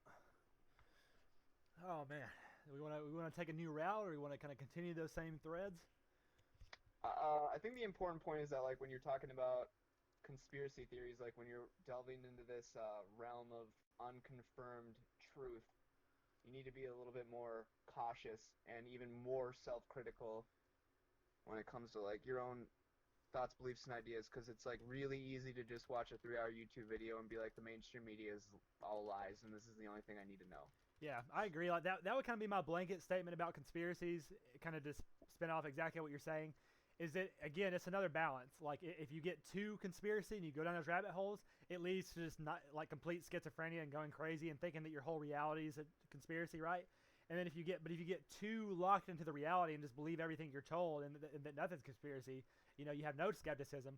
Well, that's a problem as well. So again, it's just another balance to be found. I guess that's been like the common thread. And balance is certainly a common theme in my life in general. It's a very big principle, but yeah. So that would be my blanket. That's what we were talking about before with like the United Nations and stuff like that. Though, like this push for globalization, like a one world government, a one world language, a one world monetary system, like a one world, all of that stuff. Yeah. I think it's a very real thing. I think that is a very real thing in our reality. Yeah. I think it's happening, and I think it should happen for some reasons, but we have to be careful. It has to be, we have to balance it with other things. We can't just like go gung ho. Let's just merge every culture and language into one, and we got to, because again, we might have. Have you heard of ADAR? Huh? Have you heard of ADAR? No. Okay, so in India, what they're trying to accomplish right now, like India is like the world's biggest population, right? Like 1.6, 1.7 billion people living there. Right. So they want to fingerprint, iris scan, like every biological metric that they can get on an individual. Damn. They want that recorded, and they're already saying like if you don't have this new ID for the ADAR system, like if we haven't gotten your identity locked down, like you can no longer receive benefits. Wow. Like any of their like governmental stuff, like it's getting to the point there where if you don't have the new ID, you are basically excommunicated from society. Yeah. That's really fucked. They want to track every citizen, and they're doing that here. So they do it everywhere. I was going back and watching like a history of Alex Jones, and one of his early videos, he was like, it was whenever I guess Bill Clinton tried to pass like legislation to like get fingerprints in order for you to get your ID, and of course before that the only people that had to get fingerprinted were criminals, and so Alex Jones was like, fuck that, and he made a big scene and stuff. So again, I'll just go into it from the start this time with the perspective of balance, which is that when it comes to the NSA and security, and of course I'm building an app myself and I'm collecting data, so I'm thinking about like, yes, I see the benefits of collecting data. I see the benefits of like the NSA and trying to secure and fingerprints and stuff, but it's a balance. You can't just like completely try to track everybody and take away their privacy, So why not? Huh? Why not? Oh, why can't you just completely not do it? I guess technically. But that's again, it's another one of those trading freedoms for security and safety. So the government, it's not a trade. It's completely against their will. Yeah, so that's fucked up. That part's fucked up. Like yeah. Nobody voted for that. They just said we're doing this now. That part's fucked. I agree that part's fucked. Because like even in America, like the way that like we kind of have a free democratic system, and a lot of times we voted for it. But that's because like the news will like try to scare people, and that's what you do. You try to scare people and make them afraid, and that way they'll trade in their freedom for security. And like that is the danger, a very big danger. So yeah, that's fucked. Like yeah, the fact that they just did that is really fucked. The fact that no one had choice. But again, I guess that goes back to one of our original topics, which is that unfortunately, even though government is kind of like a contract, it's a trade-off on a large scale. But as an individual, you just can't make that decision. Unfortunately, you're just a part of a bigger picture. I think that's what it comes down to. I think, and this kind of leads to other threads, which is that you have to start thinking in terms of the collective now. We can't. We're so connected, and we're only becoming more connected. You have to start thinking in terms of the collective. You can't be thinking in terms of the individual, because unfortunately, the individual has to do what the collective is doing. There isn't really room to like for separate entities to do separate things. There was, but it just didn't happen. Like we were evolutionary forced to come together. So now we have to start thinking collectively. And so Yeah, I think that's just what we have to do. We have to think collectively and say, is this right or wrong for all of us? There are some areas where you can have freedom, where you can say this person can eat here, this person can do whatever they want, but on some things, that's what the government's for. We have to make that collective decision. We have to all be on the same page on some of these things. I think that matters when you're creating rules and laws for society that, like, yes, everybody's on the same page. Like, that's an admirable goal when you're making sweeping policy changes like that control the outcome of a group of people, right? Right. But if you remove that and you just say, hey, all I'm going to do is make sure that nobody else infringes on anybody else's rights, it completely changes the game and it makes the individual important again. So you're saying that in your ideal kind of world, that would be the one law is like don't laws that restrict people from being able to do things, then yes, collectivism is important. But if you want to allow for the most freedom underneath protection, then you need to put the individual first. So you're saying, like, let's take this, like, this key kind of don't infringe on someone's rights. If that was the only law, is that like kind of an idea that you've entertained? That like that's the only law? The non-aggression principle, don't do things against other people's will. So you say okay, so like, if you wanted me to punch you in the face, you're like, yes, I want you to punch me in the face and break my nose. And I was like, well, I want to punch you in the face and break your nose, and we were both in agreement, and I punched you in the face and broke your nose. What's wrong? Right. So I guess it's weird. So there's a that's a problem. Yeah. So I want to maybe try to think of a specific counterexample. But first, what I want to do is, like, whenever you say infringe, yeah. So you said infringe. You said don't infringe on someone's will, not necessarily their rights, but their will. So I guess what I want to try to do is try to find like find a tough example within that system. Like, what would be an example of like two conflicting wills? Well, okay. So here's an example. Here's an example. So here's an example. So if let's say there's a piece of property that two different people want, and both people want the property. So who gets it? Well, that's a little bit. I feel like I definitely need more context to that situation. I mean, like, so just imagine it's like imagine like two settlers come to a fresh continent. There's no government, no people. There's a piece of land, and one dude's like, I want that. The other dude's like, I want that. So like, what happens?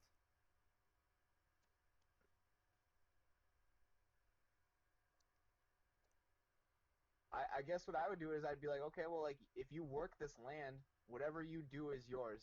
Like, if they came upon a forest and they were like, I want control of this forest, like, whoever cuts down the most trees the fastest gets to have that area. I don't know. See, but that's just like some arbitrary rule you created. Like, you're saying, like, oh, whoever works land better, this, that, and the other. There has to be some kind of competition for resources, and you have to have some kind of way to decide. Of course, historically, people would just fight for it. Just, I'm going to kill you. Like, I'm just going to fucking kill you. Like, that was it. But then we developed this system. Not a desirable outcome. Huh? Not desirable outcome. Right, yeah, bad. So then what we did is we developed this system where, like, two people wanted something, and they made a deal. They said, well, hey, you know what? I want this, but how about this? If you give me a pig, one of your pigs, then I'll fuck off. I'll go over here and do some other thing. You know? It's like, okay. Sounds like you're answering the question for me. Yeah, I guess I did kind of have a solution, but my point is that's nice. That's nice if they have a deal, but they may just fight. And so that's why we can't have this now, because people are just going to fight over shit. There's conflicting wills. Like, my point is that we have that now. My point is that there's that under this system. What?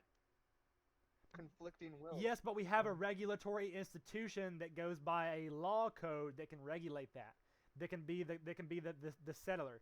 If you have this rule that says don't infringe on someone's will as the only rule, well, I mean,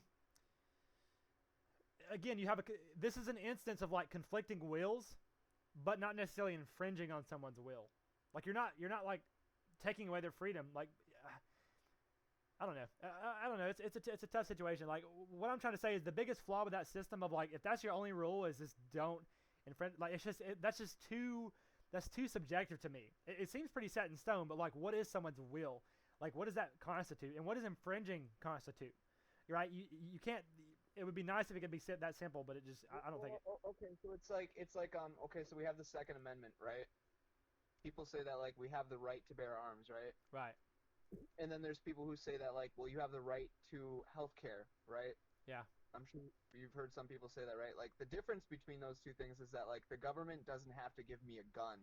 It's a positive versus a negative. Like it's saying that, yeah, the Second Amendment is saying I'm not going to take away your guns. I'm not going to, and then the other one's like I'm not going to, giving you something. Yeah, people think they're entitled. That is a good point. People get sucked into that. They think that they're entitled to shit. Like you're entitled to not having your shit taken away, but you're not entitled to getting shit. Yeah. So I agree with that. I think that the purpose of the government should like be to protect rights and in some cases like our will, Yeah. sort of, so to speak. I think what's really cool to me is that, as a cool thought experiment, is that you would like, to me, what you said, don't infringe on someone's will, like that. If you think about the evolution of government, I think that's how it all started. It was just like we want just one simple rule, and it's just like the golden rule, just like just don't fuck over someone else. Like it's simple. But what you have to do is it just grows more complicated. Like you run into a situation where it's a little bit complicated, and you have to say, okay, well, here's the main rule, but then here's this secondary rule, and then over time it just grows and grows and grows and grows and grows, and then you're back to where we are today. So that's what I think what would happen with you if you just clean the slate, you started fresh with this one rule.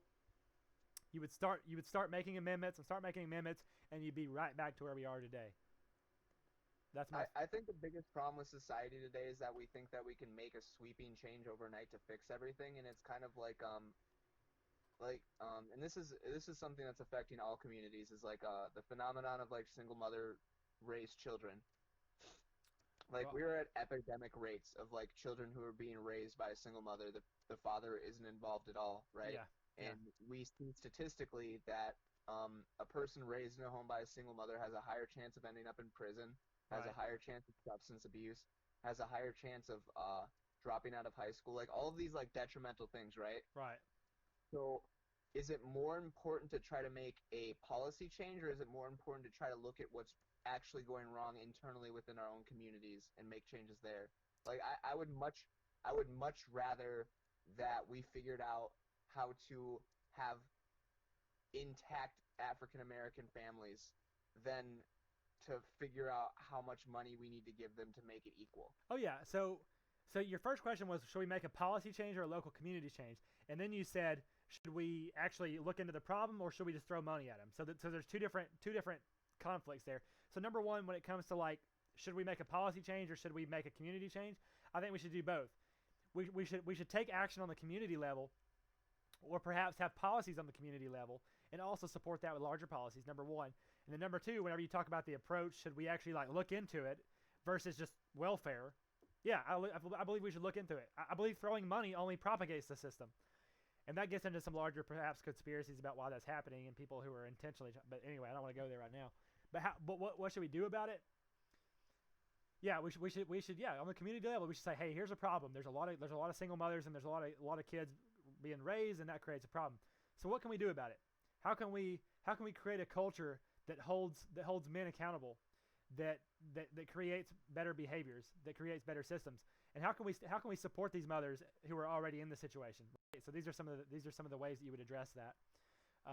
Yeah, so that's what I think. And then of course, what I like to do is I like to follow those threads. I like to say that, hey, we have this shitty problem.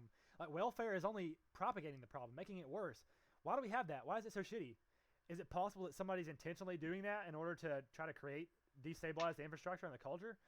And then I start to look at that, and you dig deeper down that conspiracy, and that's what I like to do. I like to get at the root of the problem, because if I'm someone who's trying to make the best difference and the most impactful difference, I want to get to the root of the problem and snip it there. And so that's what I guess that's like what mainly separates me from like most conspiracy theorists is like people want to say that like it was by design, it was intentional. I just want to say that it's a thing that's happening. It's a thing that people aren't talking about. It deserves to have attention pointed at it. Right. And people call me a conspiracy theorist because of the way that I go about pointing out these things. Right. I agree. Yeah. And so, I mean, but one thing I'll point out is like you're talking about, like we just need to focus on less about all this crazy conspiracy and where it came from, and more about like what's actually going on and what can we do about it. But my argument, like I just said, is that if you ask that question, what are we going to do about it? Then that naturally leads into like, then as you take a couple steps, you start to realize that the question about whether or not it was intentional or not is important as to what we're going to do about it. It's important in terms of understanding it. So it's all tied together for me, like kind of going deeper down those threads, and that's why it's just like that's why I don't like the word conspiracy and how it's been so demonized and weaponized to like make people sound crazy and stuff. Like I'm just a skeptic. I'm just asking questions. I'm just like considering another possibility. I'm not like conspiracy has definitely had this bad connotation attached to it for so long that I would like to clear up. Yeah, it's a heated word. Huh? It's a heated word. It's very emotionally charged. Yeah, because of course that's the thing is conspiracy theorists, and the first thing I think of is like the Sandy Hook denial. Right. That's the thing. Again, it goes back to this whole like Second Circuit versus Third Circuit thing, where like most people they hear the word conspiracy and they just want to go, they want to take it to either extreme. They want to take it to the extreme of just like, oh, that means that you're crazy, versus like saying, oh, well, you could be like a crazy conspiracy, or you could be just like kind of a little bit skeptical, right? So it's just kind of it's part of its semantics, part of its language, part of its connotation, part of its psychology. It's just a bunch of shit mixed in. It's fun stuff. Fun stuff. Yeah, I just think it's like it's really interesting, especially with like and here is where the real conspiracy theory comes in. George Soros funds like Black Lives Matter, funds like feminist groups and stuff like that. Like recently, the funds highest, the refugee whatever group. The caravan that just came a couple months ago. Yeah, he funded that shit. Like that's where I get at with conspiracy theories. Yeah. But so, like that shit's all open. It's just like I didn't know kind of thing. Yeah, exactly, and that's where I'm at too. Like when I'm listening to Alex Jones, like of course I have discretion and skepticism even about what he says, but a lot of it's just like, oh yeah, that fits in with my current model of reality. That fits in with evidence I've seen before. That makes sense. I'm not gonna be completely like, oh yeah, that's absolutely 100% true just because he said it. But if it like again, that's how we come to conclusions. Is that we see patterns. That's how science works. It's a pattern. It's a repeatable thing. It's a pattern. It's something we've seen. That's what. Therefore, we believe it. So even though it's kind of outlandish, it's like, oh, that makes sense. And I'm only going to put a certain amount of weight on it based on how much sense it makes and how much evidence I have. But yeah, I do the same thing. It's just, yeah, I don't see conspiracy. I don't waste my time with conspiracies that are just, a lot of people talk about like aliens and shit, and I'm just kind of like, it just doesn't really matter that much to me because it's just. Yeah, it doesn't. It's just not really related. If you show me some kind of connection where like, oh, aliens did this, then I might be like, okay, maybe. But it's just I don't waste my time with shit that's just so far out that it just doesn't really matter. Sometimes I will just for entertainment, but very rarely. I focus more on the facts. That's why I love Alex Jones because he's like talking about real shit. He's like, here's what's going on, here's the shit that happened, here's how it affects you, and I connect with it, and it's relevant, So and I want to stay there. Yeah. Oh, okay. Just to switch gears, like do you think people can get addicted to cell phones? Yeah, absolutely. Like I that's one of my vices, honestly, especially social media, especially the way that social media is designed. The whole feed base, the whole scrolling mechanism is very addicting. Scrolling is probably Like some of the former like board members of Facebook and like I hesitate to start throwing out like their qualifications, but high-end people in Facebook, people who were like up at the top, have been coming out recently and saying that like Facebook was designed to be addictive and like they regret being involved in the project. Oh, absolutely. And of course I'm intimately involved in this issue because I've been on Facebook for years and I've thought a lot about it. I'm designing my own social media platform, so I think a lot about how it's designed and how that affects people. And yeah, whenever you're a company, you can absolutely design the technology and design the business model and design everything to be addictive and to be capitalistic and just for the sake of money. And that's what they did. Like Facebook wants to give you enough of your friends and enough of your reality to keep you hooked, but not so much that you actually do something with it, that you actually get involved, that you actually become something. They want to keep you pacified. They want to keep you zombified. They want to keep you brainwashed. Yeah, it's pretty fucked up. Have you heard about the experiments that Facebook has been doing on its users to manipulate their emotions? No. What's up with that? That's an old thing. So what they did was they like how like you have like at least over 100 friends on Facebook. I know that's true for sure. You don't know 100 people. Name 100 people you know right now. You can't do it. That's not true. You don't know 100 fucking people. But on your Facebook feed, you see only a certain number of people, right? Right. And it's usually the people that you interact with the most, right? Right. So they decided like let's remove that algorithm where it's based upon interaction for at least like some people. I think they did this to like somewhere around 60,000 people. Where fucking guinea pigs. they said like we're going to control what appears in your feed, like what types of posts. So like they looked for buzzwords and like put those into people's feeds, and they wanted to see how people reacted when they controlled that variable, Yeah. like what's showing up in your feed. And they found out that they could manipulate people to become depressed and Oh suicidal yeah. or incredibly happy Oh just yeah. by making sure that they knew what was going on in your Algorithms. feed. Yeah, simple changes to algorithms are so powerful. There's a couple. I'm sure there's a handful of books and commentators about how powerful algorithms are in this context. Like there's entire businesses that are destroyed. There's entire lives that are destroyed. Like connections that are made, emotions that are manipulated, based on the content that you're subjected to. So yeah, I definitely I completely acknowledge that that's powerful. That they have that power, and they can do with it what they will. Yeah, so setting aside the question of like is it ethical to even do something like that? Like there was that additional exposure. Like I'm sure that you remember when you probably saw some of the memes. I don't know how much you paid attention to like what was going on with it, but like when Mark Zuckerberg had to appear in front of Congress Yeah, to get questioned, yeah. that whole thing was surrounding that Cambridge Analytica debacle because like we are continually putting our and that's the other thing is like when you think about how the brain works when I was talking about the fact that we don't have free will, we're basically computers. We get programmed I agree. I agree. Yeah, from the time that we're born. I agree. Everything that we think about reality has everything to do with like our environment and like what we were brought up in, and now we are putting our children under a year old in front of these laptops and tablets and stuff like that. We're programming them. Like when you know that the biggest social media company out there is experimenting on its users to try to manipulate them, and you find out that they also worked in tandem with another company that tries to figure out how they can look at data like that's their express interest is like we want to like know what we can find out from this data. Facebook stole a whole bunch of data to this group called Cambridge Analytica, who Trump paid Trump paid them to get that information and find out how do I convince the American voter to vote for me. I don't know like so Obama ran on like hope, change, right, those Right. buzzwords. Right. So imagine if I know exactly what I need to say to convince you to vote for me. Oh yeah, and Like you have how many artificial intelligence buzzwords out. how Yeah. many buzzwords did Trump have? Drain the swamp, build the wall, all of that shit. Like he had so many different rallying cries Oh yeah, he had a that huge people yeah PR campaign backed by artificial intelligence and shit. Yeah, absolutely. That's the world we live in, man. I just accept number one. I just accept it. Like that's fucking crazy, but that's how it is. And then you can get into the whole ethical discussion and what simply should be done. manipulate you by just like tweaking a few things that you're seeing on a day-to-day basis to get you to do something. Yeah, it's super real, man. And that's the thing is like even before social media, like television was programming, music is programming, your community, religion is programming. Like these are the things that influence us. And now we're just in a strange place where people just have so much power, like through technology, like things. Some people have so much power. Yeah. You know that's the thing is that so what we do about it is we just need to we need to have these discussions and say this is we need to be on top of it, ethically and morally, and you know individualistically we need to be on top of it and be involved in the discussion and say what should we do about this because like technology is only getting faster and more exponential, and our brains and our psychology has to keep up, man.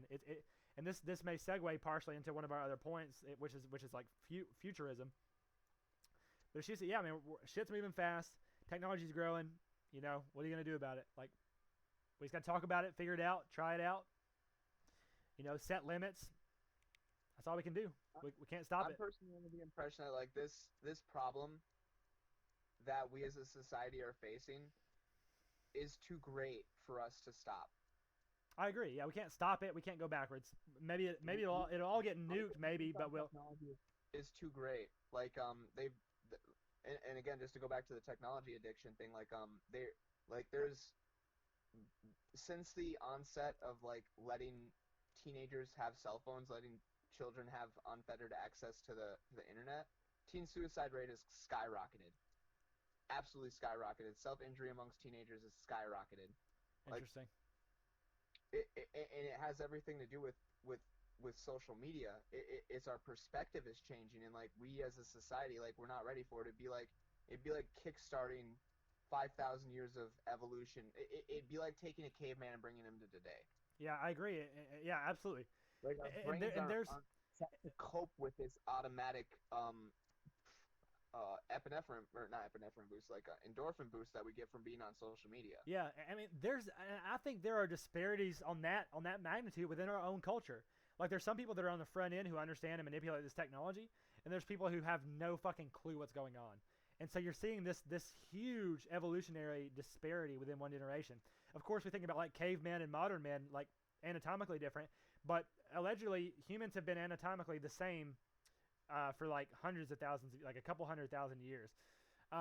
So it's like ever since we've just been evolving intellectually, we've been evolving technology. Like I said earlier, we've been evolving technologically, we've been evolving culturally, we've been evolving ideologically. And so, yeah, we just have huge leaps, huge disparities, and it only continues to do so. So it's just like, I don't know, like it's kind of out of our hands. Like again, like we are limited. It's just like kind of like I just don't even know what to do about that, man. It's crazy. It's almost too much for. To bring it back more to like the conspiracy realm of things, did you hear about the new Project Veritas thing that just got exposed? I don't know if you've heard of Project Veritas before. No. So they are an undercover group of people who like to go out and expose different government conspiracies that are actually occurring. Right. You might have heard about how like the DNC rigged the election against Bernie Sanders. Right. They were the ones who exposed that. That's dope. They were responsible for that. So recently, I think it was like within the last week, but they came out with a new thing where they exposed the fact that Facebook is looking at our comments, and depending upon like what words you use, like if you say MSM or SJW or there's different buzzwords that they use that like people in my circle, I don't know what your political affiliations are, but they're looking for different like right wing, that alternative like perspective. Like they're looking for that, and they're taking it and they're saying like, we're gonna make your post unshareable. We're gonna make it so that like most of your audience doesn't see your posts and stuff like That's that. That's fucking wild, dude. Yeah, and they have the documents that show that it's already in the algorithm. I don't know if you've ever run across any posts on Facebook where you just couldn't share them. Oh yeah, I think I have, yeah. Or maybe you like posted something a little bit more controversial and it got like less responses than you normally expect. Oh yeah, I'm sure. I think it's mostly like what you're saying. Like, yeah, they determine how much exposure your post gets based on different things. Like based on, is it a picture or is it an actual word? Does it have comments? And I'm sure they can do. I'm sure, yeah. I definitely don't doubt that they do textual and contextual analysis of your post and make determinations based on that. And I also, again, it follows along the lines of the shit that Alex Jones says, which is like the left, the big tech are aligned with the globalists, are aligned with the left, are anti-right, anti-alternative right, whatever. And well, so they are. The recent Project Veritas proves it. Like, dude openly said, like, the people who are doing all this hate speech is always right wing. Yep.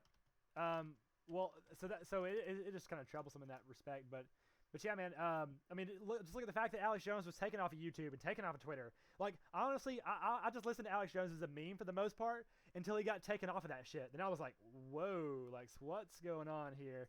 And that's actually where I really started to dig deep. So, and he talks about that. It's kind of funny, like the fact that like that shit happened got him more attention in a lot of ways. So, yeah, man. There's some I listened to him back between when I was like 16 and 18 and stuff like that, and I still personally think that like he expected that. He probably like did something to instigate it. Like it's something that he probably wanted for publicity on his show. To be I mean, I don't know if whether he wanted it or not. I mean, he knows, like, he wants the same thing. Get shut down. Like all of his main audience is still able to access his information. It's just like you and me who were like checking him out on YouTube once in a while that are affected by this. Right. It's not the people who are like diehard Alex Jones fans like no longer can hear him. Yeah, exactly. It still goes on. Well, yeah, and of course it still. I mean, yeah, it does different things. It stunts it in some ways. It gives him new exposure in some ways. It's interesting. I just don't think he I don't think he would. I don't know. Again, I just think he lives by certain principles. Like he fights for certain things, and he lets the world react around him. And what they did was part of it. And yeah, part of it worked in his favor. Part of it maybe not so. I don't know. But it's not so much that I'm concerned about Alex Jones and like the effects on his show and stuff like that. It's like the implications for like wider society, because like there's other people now who are getting like completely platform banned, who weren't nearly as big as Alex Jones, who were just like no longer allowed to speak. Like Milo Yiannopoulos got banned off of Twitter. Really? I've actually kind of picked up on him more recently. I started listening to him recently. I didn't know that. He got banned from Twitter, you said? Yeah, he's just not allowed on Twitter. He's not allowed in most public spaces anymore. Dude. Like you saw what happened at UC Berkeley. I don't think so. Like, Wow. they're not allowing some people to speak anymore online, and like it's getting more restrictive. And it's like Dude. once you have that conceptualization about the internet, it's not that much harder to communicate that to reality. Yeah. You know what I mean? It's really man. This is the shit that I'm balls deep in right now. Thoughts and ideas on the internet that they won't express in reality, so it's like almost even more suppressive than if they were just to outright say you can't say this in reality anymore. Yeah. Yeah, it's a problem, man, and it's really concerning that they're starting to censor people more and more. And now, like Alex Jones, for example, all he has is his own website, and then so like if the same kind of censorship, if they start to take control of the internet at large and start to censor on that scale, then we're fucked. Like that takes away. That's like, if it gets to that point, that's where it's time to start fucking rioting and shit. But for now, what we need to do is, like, number one, find other avenues, like what I'm doing, create a new platform, and actually, this kind of shit is what fuels me. And then, of course, yeah, we need to come together, like people who share this perspective, people who are for freedom, who are anti-censorship, who see what the fuck's going on. Man, we got to come together, and we got to get more involved. We got to get more passionate. Like, I watch all these guys, man. I like Jones, Milo, Peterson, Ben Shapiro. I think they're all interesting voices. Those people, I'm just aware of them.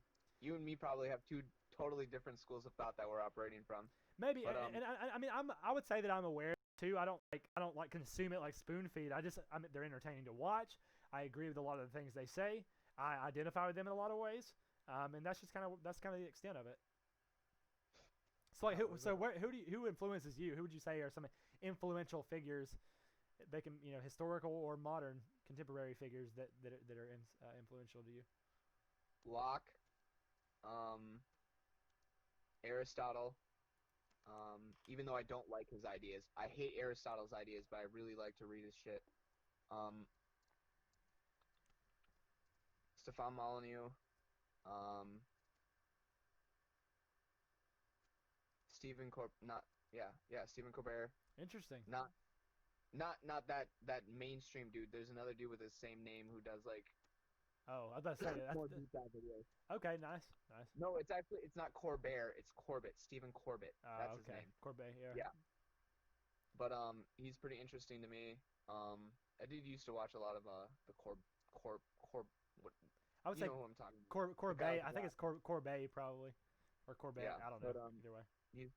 I don't know, dude. I usually try to think for myself as much as I can. I try to like get as much influence from all different aspects as I can. Like I watch people, I watch pundits on YouTube, and I read mainstream news. That's like my thing.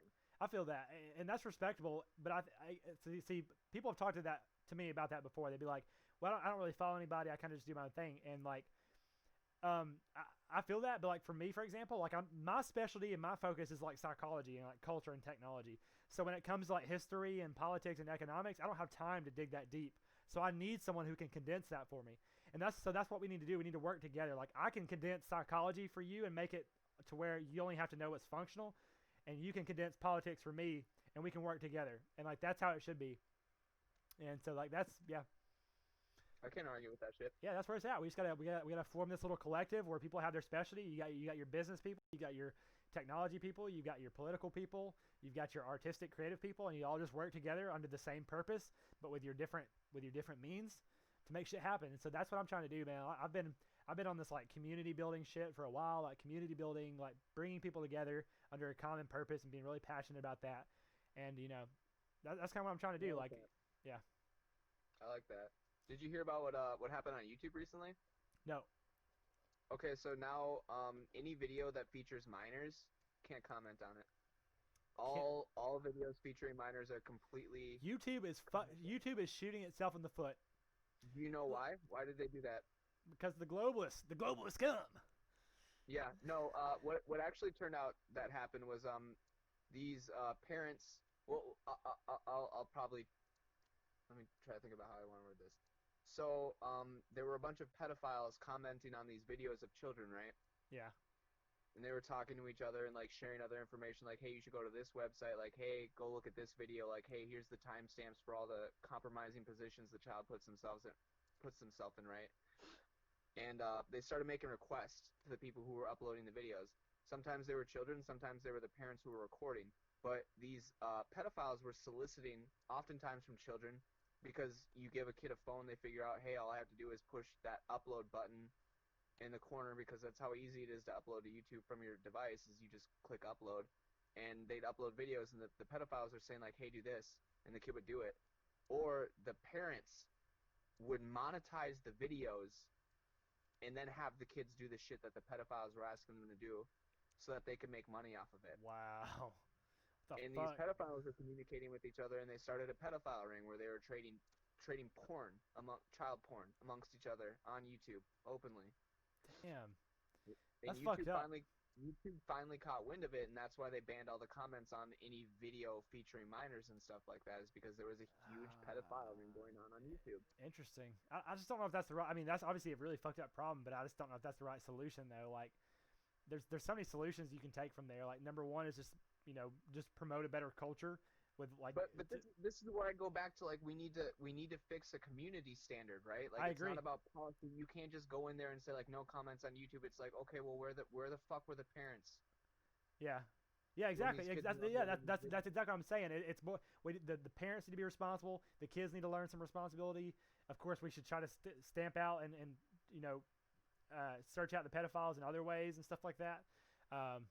So yeah, there's a lot of different avenues there. It's the same problem that we saw with, like, the new sexual revolution, right? Like, it used to be like, you don't have sex until you get married, and everybody was like, hey, okay. I mean, like, I don't necessarily agree with that. Like, I've had countless promiscuous encounters in my adult life, right? But just telling kids, like, hey, if you're gonna fuck because you're kids, so here's some condoms, and this is how, like, your penis functions. Like, that's not adequate education for a child when it comes to regards on sexual matters, right? Like, you need to have a sit down with your child and explain your morals, your values when it comes to regards to that, because a cold clinical educational view that we have right now isn't working for society. I agree. And that's why we have so many single fucking mothers. I agree with you. Yeah, like and that's definitely a big thing we should focus on is like let's have solutions at the community and the cultural level versus trying to have more technology, shortcuts or more, banning people. They're taking just like the simple solution that's wrong essentially.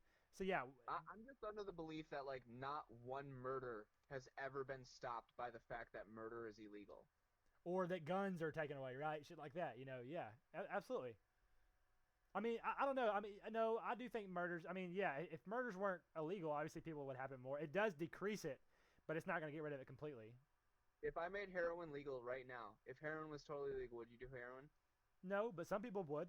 It would probably increase the amount of people that did it. Who would do heroin are probably just doing heroin, bro. I'm gonna be real with you. I disagree. More people would be willing to try heroin because it's legal. I agree. I mean, there's different demographics, but generally, if something is legal, it's gonna be more done.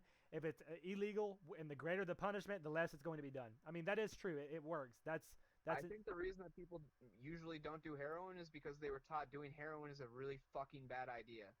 Yeah, I mean, I agree. That's a component of it, but it's not the whole story. Nobody teaches kids that promiscuous sex is going to fuck them up overall. Because people, and this might be more in your realm, but, like, psychologically, people who have a lot of promiscuous sex usually end up with anxiety and depression. Right. So they learn naturally, but, like, I mean, I guess that's a good point. Like, I kind of see what you're insinuating, that, like, just because something is bad doesn't mean we should make it completely illegal. People can still have the freedom to do it, but they learn anyway. We shouldn't bar them from it. Right. No. Yeah. Why have a law against heroin? It criminalizes and it prevents people from being able to get treatment. It's like all the cities where they said, like, we have a needle exchange now and we have a safe place for you to, like, shoot up dope, and, like, the dopers don't even go there. They'll stand a block away because they're afraid that the police are watching the location. They don't want to get arrested. Right. like you can try to implement these things that you think are going to make society better, but it doesn't work that way. Yeah. Like, you need to change the way society works. Yeah. Like if I agree that, yeah, like, our solutions are terrible, and, like, the fact that we try, yeah, like, again, like, going to gun control and shit, but, like, our solutions are fucked up. We should be taking a deeper look and like looking at, like, for example, when it comes to, like, school shootings, we should be looking at mental health more. We should be looking at all these different things. We should be looking at the single mother thing, right? No, we should ban guns. I mean, are you joking?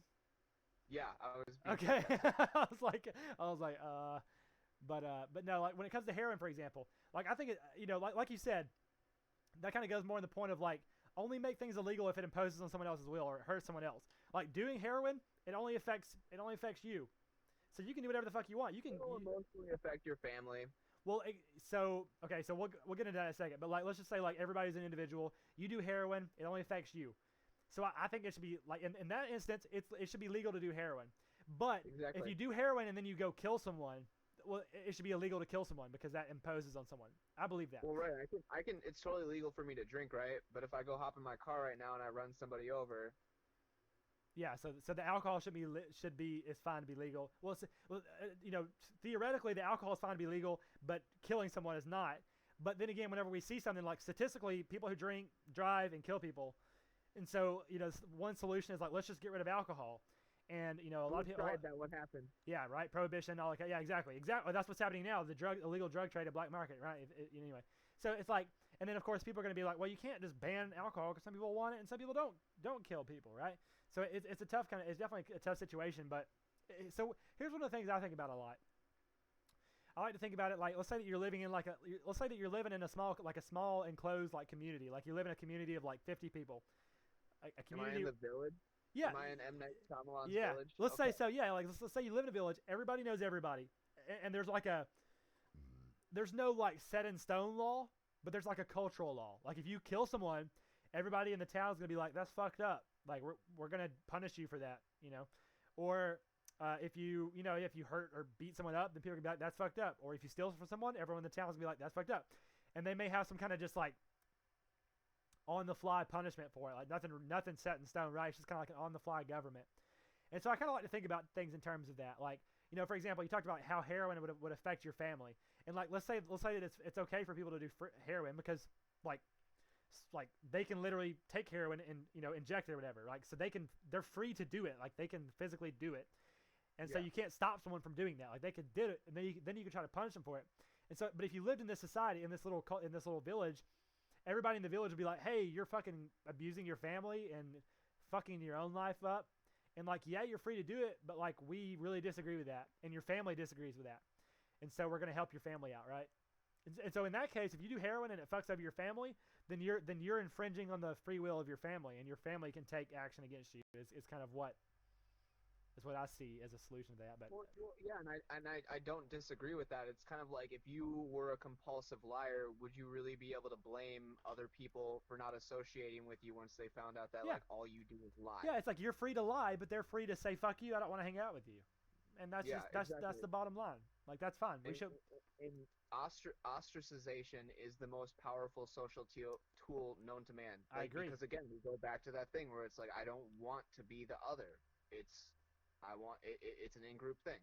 Yeah, and so that's actually one of my. So again, a lot of my solutions but to we're these. normalizing that. We're normalizing these concepts. We're like being addicted to these like fucking illicit substances and like being promiscuous with sex and like being a single mother and like all these other social ills that we've seen. Yeah, we just kind of we get kind of numb to it. It gets kind of normalized through different means, and we just kind of accept it and don't fight it. It's kind of fucked up.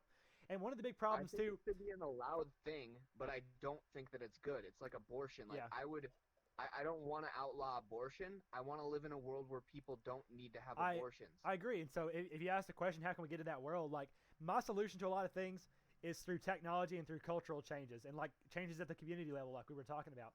So one of the things that I want to do for like is to have more of a cultural law. Like again, there's like a set in stone political law that's written down, but then there's like a cultural law. Like you don't run around naked because people would think you're like. Just because of what people would think. That's like a cultural law that like affects you. So what I want to do is I want to create a technological platform that has more transparency for people and kind of says, well, hey, this person's an asshole. Like they're free to be an asshole, but on this technological platform, people like review you and say that you're an asshole, and then that makes you ostracized. And so you're we're not making laws that says you can't be an asshole, but we're holding you accountable for being an asshole. And so having Yeah. like, and China's already doing some shit like that, I think. I don't know. And of course, there's a lot of slippery slopes and a lot of angles, but that's something I'm It playing is a around with. very slippery slope. I was just about to say that myself. It is a very slippery slope because I as a person who has done some shit that I don't even want to get into right now, like everybody deserves a second chance. I agree, and that's Everybody that's what deserves this platform the would be about. opportunity for redemption. People can, and that's what who just said that. I think Joe Rogan was just talking about that. He was talking about how we shouldn't just write people off. Like we should give people a platform. We should allow them to talk. We should give them the path to redemption. You know, we shouldn't just throw people in jail. Like right, there should be a path. You know, for things. But so one part of my ideal design for this, and I'm already like a lot of this has already been tested right now on Nectar, is like basically so you can review people and call them an asshole, but then they can defend themselves. They can be like, well, you're an asshole, or like, well, I'm sorry, or well, this is what actually happened. And so it's just transparency. It never hurts to have transparency. If things are out in the open or if they're in the light, then it's good. You know, then that gives an opportunity for people to call you an asshole. It gives an opportunity for you to defend yourself. It will minimize gossip. It will minimize, you know, these. Yeah, I think that's a good idea. If we could have like a transparency or something that brings people closer together, then it holds people accountable. You know, we can find, and again, that's when things start to get muddled though. Like slippery slope. because I will never ever be convinced that privacy is not an important part of just human functionality. Like just it's a core concept to people. Like 11-year-olds will start diaries and hide them, and 16-year-olds will freak out when their parents enter their room. Like this concept where we need to have a private self. Yeah, I agree. This place where we can be ourselves is really important. So it's like, what level? Where do we put that line? Where does the transparency stop and where does privacy start? So I agree that privacy is important, especially historically. And my view on it is that line is constantly moving towards the direction of transparency. Like, why do you hide your diary? Because you're afraid people would judge you, or you know, or you just don't want them to see. And then it becomes, it's like, why are you doing things people will judge you by? Why don't you just act normal? Why don't you do what everybody else does? Fall in line, conform. Right, so I see what you're saying. Yeah, it's like that. Well, if you're not doing anything wrong, then why can't we observe you and listen to everything you're doing? Right. So that's kind of, yeah. I'm not saying that. Like, you should be entitled to privacy just for the sake of privacy, no matter what, just because you desire that. That's fine. And so I'm not even trying to like legally regulate it, really. Not necessarily, but here's what I'm trying to do. I'm trying to create tools and affect culture in a way to where we don't feel a need for privacy anymore, to where we feel so connected with everyone. And this is like a far out sci-fi idea where we essentially have like a hive mind, where we're essentially everything is transparent because we want it to be, because we choose to be, because we understand one another, we love one another. Like, that's like a very idealistic, utopian, far out, weird, crazy idea, but like I think that's where we're moving. Not really. It's probably going to be a huge part of our reality coming up. How familiar are you with Elon Musk? Oh, dude, he's like my biggest inspiration. Yeah. Okay, so have you heard of Neuralink? I've heard of Neuralink, his company. Is that like one of the products of his company where it has like brain chips or whatever, brain implants? I don't know where it's yeah, the brain chips, or the brain mesh. Yeah. The way I remember, I'll just say it in case anybody else ends up watching it and they haven't heard of it. But what they want to be able to do is, when you're born, they'll go up through your jugular, and they'll insert a needle and push this mesh up into your brain that goes around and wires around it, and it'll add electrodes. So it's basically like we are creating our own artificial fourth. That's dope as fuck. I'm down. I'm down. Let's go. Put it in my brain. You'll be connected to the internet. You'll be simultaneously connected to every other living human being. All of our thoughts will process at the same time. And they're saying that we need to do this because when artificial intelligence hits, it's going to be so advanced. We have to interface with it. We need to at least be able to like keep up with not it. Look like. Yeah. Yeah, I agree. Yeah. I'm totally down. Like, I mean, yeah, it's crazy. Yes, there's different angles, but like number one, I'm gonna look it up because I haven't heard about this. I knew about his company, but I haven't been keeping up with their progress. That sounds dope. I'm super into it. I'm super like Elon Musk. I love technology, but I believe that we should be forward thinking with technology and engineer it in a way so that we have control. Ants, bro. Huh? We're not ants and bees, dude. We are though. Hive mind. We're becoming one. We're becoming one. And Ne- I'm scared of that. Everyone is, not We me don't though. all think the same way. But yes, so no, it's like yes, we do think the same way. Like, A hive mind thinks the same way. Is that what you want? You want a society of people who are like the fucking Borg? yeah. Okay, dude, you must assimilate. No, no, Fuck no. that. But see, again, I'm not forcing anyone. I'm saying that everyone is going to want to. Everyone is going. We are forcing people though. Like you cannot operate in modern society. You cannot operate in America without a cell phone. You cannot operate without connecting to the internet. You can't get a job anymore like that. You need to have modern tools. And if they make it a necessary thing, or you don't get to participate, the ostracization, you're fucked. Yeah. That's not cool. So, but that's, I mean, that's freedom. Like that, that's your. I mean, That's not freedom. it is. You can choose not to. You can choose to not be uploaded with this shit and just go live over here. I mean, you can go live in the woods, but it's gonna be hard. You know, but you gotta, if you want to live in society, you gotta keep up with the times. That's just how it is. It's just how it is. You have to. You have to adapt. That's just the simple fact. It's scary. We don't agree on this though. It's being plugged to you from these big tech companies that are trying to make $1 off of you. Well, but how? How are they forcing you to do this? How are they forcing you to do this? Oh, okay, so we've already talked about how Facebook can manipulate your emotions. But that's right? but that's only if you voluntarily use Facebook. You can get off of Facebook. They're not forcing you to use Facebook. Oh, okay.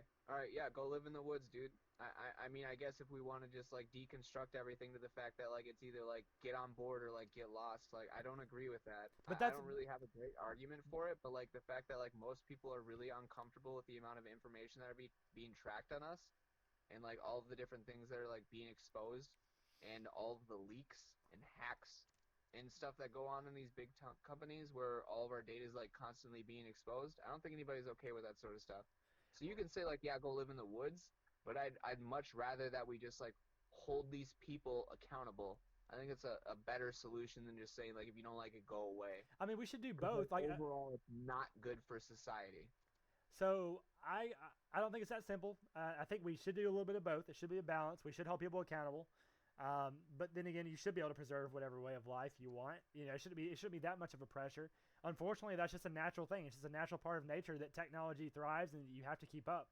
I mean, again, you don't have to, but like there is pressure to do so. It becomes a decision, and I believe I'm not saying we shouldn't hold people accountable, and I'm even arguing that you should be more. Hold on. Do you think addiction is a decision? Do I think that addiction is a decision? It can be. Yeah, it can be. Yes and no. Like, yeah, it can be. That's kind of like, for me, it almost ties into like, is free will a thing or no? Because like, you know, yeah, there's different levels of conscious that you can be about your addiction. Like I get on Facebook and I scroll memes and I know that it's kind of an addiction, but I still do it anyway. Some people are some people don't know they're addicted. How many people do you see say I'm going to delete Facebook and they're back like 2 weeks later? People do that, yeah. A good bit, decent bit of people do that. They're addicted. They're aware of it and they're addicted. And there's some people who are not aware of it and they're addicted. There's both. My favorite thing to do is challenge people to just like turn their phone off and don't turn it on for 24 hours. Turn your tech off. Don't do anything with tech for 24 hours. Let's see how long you last. Yeah, I think it's a fun. 4 hours. It's people can't do it. It's a good experiment. It's a good challenge. Yeah.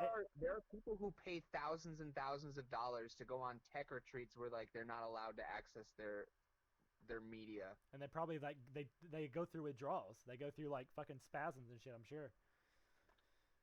So I agree. Again, that's another balance. There's a balance between moving forward into the technology into the future, and there's the other side of it is keeping in touch with nature, keeping in touch with what we value, with what we love, with individuality and stuff like that. I just know that there are people who design this software, and it's intentional, that it's that addictive. That I agree. It has that much control over That's you, a problem. and it doesn't have to be that way. And see, that's the thing, though. Is it like your solution is kind of like, well, let's like kind of go back. Let's get off the devices. Let's do this. But I'm saying no. We need to change the way that we're structuring these systems. I agree. Like and these systems are the ones who are fucked up. The fact that it's a profit model is what makes it. Exactly. And so that's what I'm saying. Like people like Elon Musk are so valuable, and I try to be that way. I try to be forward thinking and get my hands on the technology so that I can approach it better, so that it doesn't get taken over by the shitty people. Like that's what Elon Musk tries to do. He tries to be innovative with artificial intelligence so that he can be responsible and control it. That's, you know, we have to go forward in order to control it, so it doesn't control us. And of course, part of that is going backwards sometimes and taking a break, and keeping in touch with our values and keeping in touch with our humanity and our history. You know, that's like the same debate we had earlier about nationalistic versus globalistic kind of things is how I look at technology in the future versus like the past. Is like, you know, I already consider myself like transhuman in a lot of ways, like looking forward, like part of technology, like cyborg, but I still want to keep in touch with my human identity because it was a part of me. It was a part of my history, you know. So I've already accepted that I'm partially a cyborg now, and that I'm constantly becoming more and more integrated with these algorithms and with this artificial intelligence and with these systems and with these hive minds, and I'm embracing it and I'm building it, and I'm just like, this is just part of it. And it doesn't have to mean like, yes, there's some scary parts of it, but you know, again, I just don't think we don't have to compromise anything that's valuable to us, like our humanity, our privacy, our individuality. None of that thing has to be compromised. And if it's something that goes away, it will be because we choose to, of our own will. And yeah, we make that at some point. We'll make that trade-off. At some point, we will trade. There will be a complete trade of privacy for transparency and the love and the connection that it brings. You read the terms of service? The what? The terms of service? Okay too. Never read it. I just trust them. I trust them. I don't trust them, but I do it anyway. I want to create a company where people can trust me.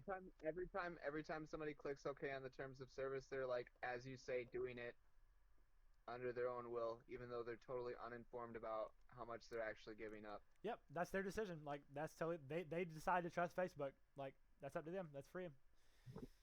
So we just have to, you know, again, that's why I want to build a company that I want people to be able to trust me. I don't want people to have to read the whole entire fucking thing. And that's another thing I'm trying to do. I'm trying to fix that problem in technology. Oh yeah, I've definitely seen TOSs that are only 2 sentences. I've definitely seen that. And I want to revolutionize all different types of industries with technology. Like, I want to revolutionize legal contracts with artificial intelligence. Like, basically, like, an artificial intelligence can tell you what you need to know about a legal contract, so you don't have to read the whole thing. It can basically be like a lawyer. I want to revolutionize politics. I want to revolutionize education. I want to revolutionize everything with technology. You know. Did you hear about Gab? Gab, yeah, like the platform where you can basically just say whatever you want. Free speech. What happened to them? I don't know. What happened to them? Are they still going? So I can't remember if it was MasterCard or Visa, but one of the big companies that like allows for monetary transfers online, they said like, we're not cooperating with you anymore. And they're free to do that. It effectively shut the site down. Yep, that's kind of fucked up. In a world where you can stifle competition like that, do you think that that's like a viable solution? Because like, you're advocating for like competition, you're advocating for the fact that like, well, there's this one thing, but I want to provide a different service to like lean things more towards the other way, when like people are already trying to do stuff like that and it's constantly getting shut down. How much freedom do you really think you have to fight that sort of thing? Yeah, I definitely anticipate there will be a lot of challenges on this kind of quest to like create something like Gab, but even better. I mean, yeah, like, so we'll say that Visa says fuck you.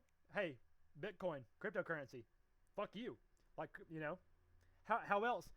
If they try to censor us at an internet level, if the internet providers themselves, like the fucking what is it called, net neutrality type bullshit starts to happen, then that's where we just have to.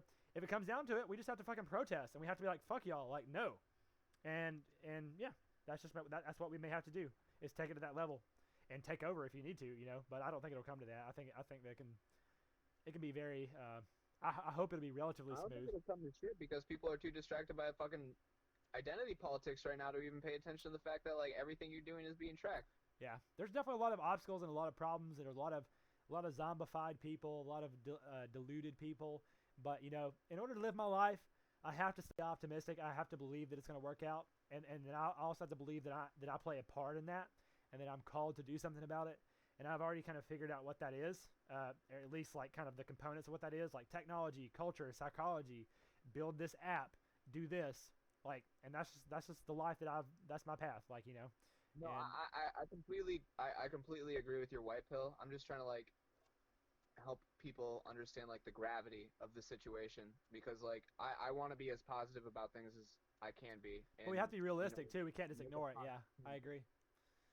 But I just think like we're up against a lot when it comes to stuff like that. Yeah, we absolutely are, man. And that's what brings us here today. Like that's what we got to do. We got to come together. We got to talk about it. We got to work together. We got to challenge the shit. We got to tackle it.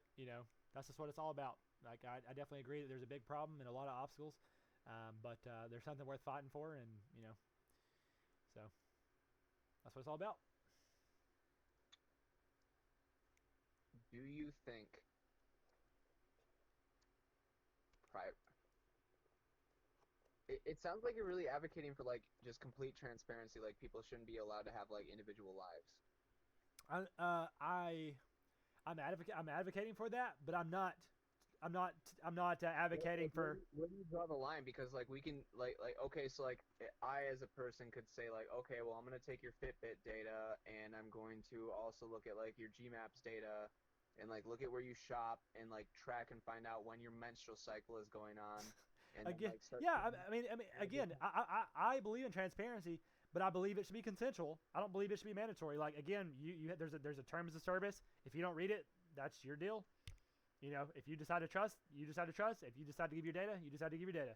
It's all But what conceptual. does that mean when opting out says that you can't participate in society anymore? Like, why is that okay with you? Like, How why would is it okay for you to say that, like, because you don't want this evil, you're not allowed to participate anymore? where does that decision come up? Where does that decision come up to where it says if someone doesn't give me their data, that they I mean that they can't participate in society? Like, what do you mean by that? Like, what can they not participate in? Like, what do they Okay, mean? so if I didn't want Google to record all of my whereabouts, how would I use GPS? There you go. Like, I mean, that's if Google if they didn't give you that choice, if they said, hey, either in order to use our GPS, you You have have to. to allow us constant contact to know where you are Yeah. every second of the day. So there's two things. Number one, there could be another company that competes that says, hey, we'll let you use our map, but we won't track you. Number one, you could use them. And then number two, you could just opt out and be like, fuck you, I don't need. And yes, you might suffer because you might have to go back to paper maps That and shit. got shut down, bro. Huh? Because of influence. It's the same thing behind the Alex Jones thing, dude. It's the same thing behind Gab. It's the same thing that gets people blocked on Facebook. Like, if you aren't in line with it, they're just gonna get your shit removed. That's fine. And I believe that YouTube is free to kick Alex Jones off. They can do whatever the fuck they want. That's fine. They're free. Alex Jones is free to say what he wants. YouTube is free to kick him off. Kick him off. But here's the consequence is that YouTube may suffer. People may again a competitor to YouTube is going to come up. Like someone could compete with YouTube. They could create a clone of YouTube with a different name and literally just upload Alex Jones videos, and people would be like, okay, I'm gonna go over here now because they have Alex Jones videos. So therefore, YouTube making that decision opens up a whole new market. So Okay, so I can. What was it? What website was it that it was like some KKK guy. He had his own website, and they just like removed it from search results. what Google removed it from search results. Yeah, So then so then all major. so then Bing can say, hey, you can search it No, over Bing here. said no too. Okay, so then some third party can come up and say, hey, you can do it over here. That's what you do. Whenever they try to censor, it opens up the door. It opens up the market for something else. You're right. I get where you're coming from. I don't know. I just think it's like I feel like some web services at this point have become public services, Uh, public platforms. that's actually good. That's a good point though. That's a valid point. Like things like Google could be classified as something different at this point. Like we can start to regulate these companies because they have so much power. Like they're in the same way that we set a certain baseline with the internet and it has regulations. Like we can. A lot of times these web companies have kind of gotten the status of being free like a corporation, but like, yeah, like I see what you're saying. We could definitely, I would be down to do that. I would be down to have like like kind of like a type of regulation. Um, it would be an interesting kind of new thing. Like it's almost like the same way that the way that people vote and the way that the people keep the government in check, they would do that with corporations. Like people would basically kind of vote and have a say with what these corporations do. It's just that like I don't have a very like great argument prepared for that because it's something that like always blocks me up too. Is it's like they're a private company, they should be allowed to decide what happens in their own space, right? Like if somebody comes over to my house and I don't want them to smoke inside, like that's my decision, right? Like I own this house, like you can't smoke in here. That's just the rule, Yeah, kind of thing. Like I get that, right? yeah, But at the same time, it's gotten to the point where there aren't very many other alternatives, and the fact that it's like targeted, it's like specific, it's not just a what is it's politically affiliated the way that they're targeting people. Like you can say certain things as a member of one group and then switch the verbiage and all of a sudden it's not okay anymore in another group. I just don't agree with stuff like yeah. that. I don't either, and so therefore, but again, the solution is just to boycott it. Just go use something else. And unfortunately, like there is a level playing field at that platform of. I mean, I don't know. Maybe someone could create an alternative to the internet.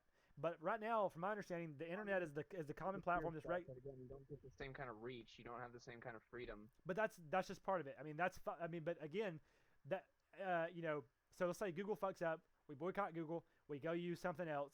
Yes, it doesn't have the same reach, but we're making that trade-off. We say, hey, do we want to have the reach, but they collect our data, or do we want to have not as much reach and they don't? And that's just capitalism. That's free market. Like that's fine. And then if we all decide to go use this, it'll eventually have that reach. It's just, yeah. I believe I'm definitely very libertarian in that sense. I'm just like freedom. Like just they can do whatever they want, but I'm just gonna if I have a problem, I'm just gonna say fuck them, go over here. And it sucks, but yeah. So. Well, that, and again, that's why I invest, and that's what I had a problem with Facebook. I was like, "Fuck Facebook."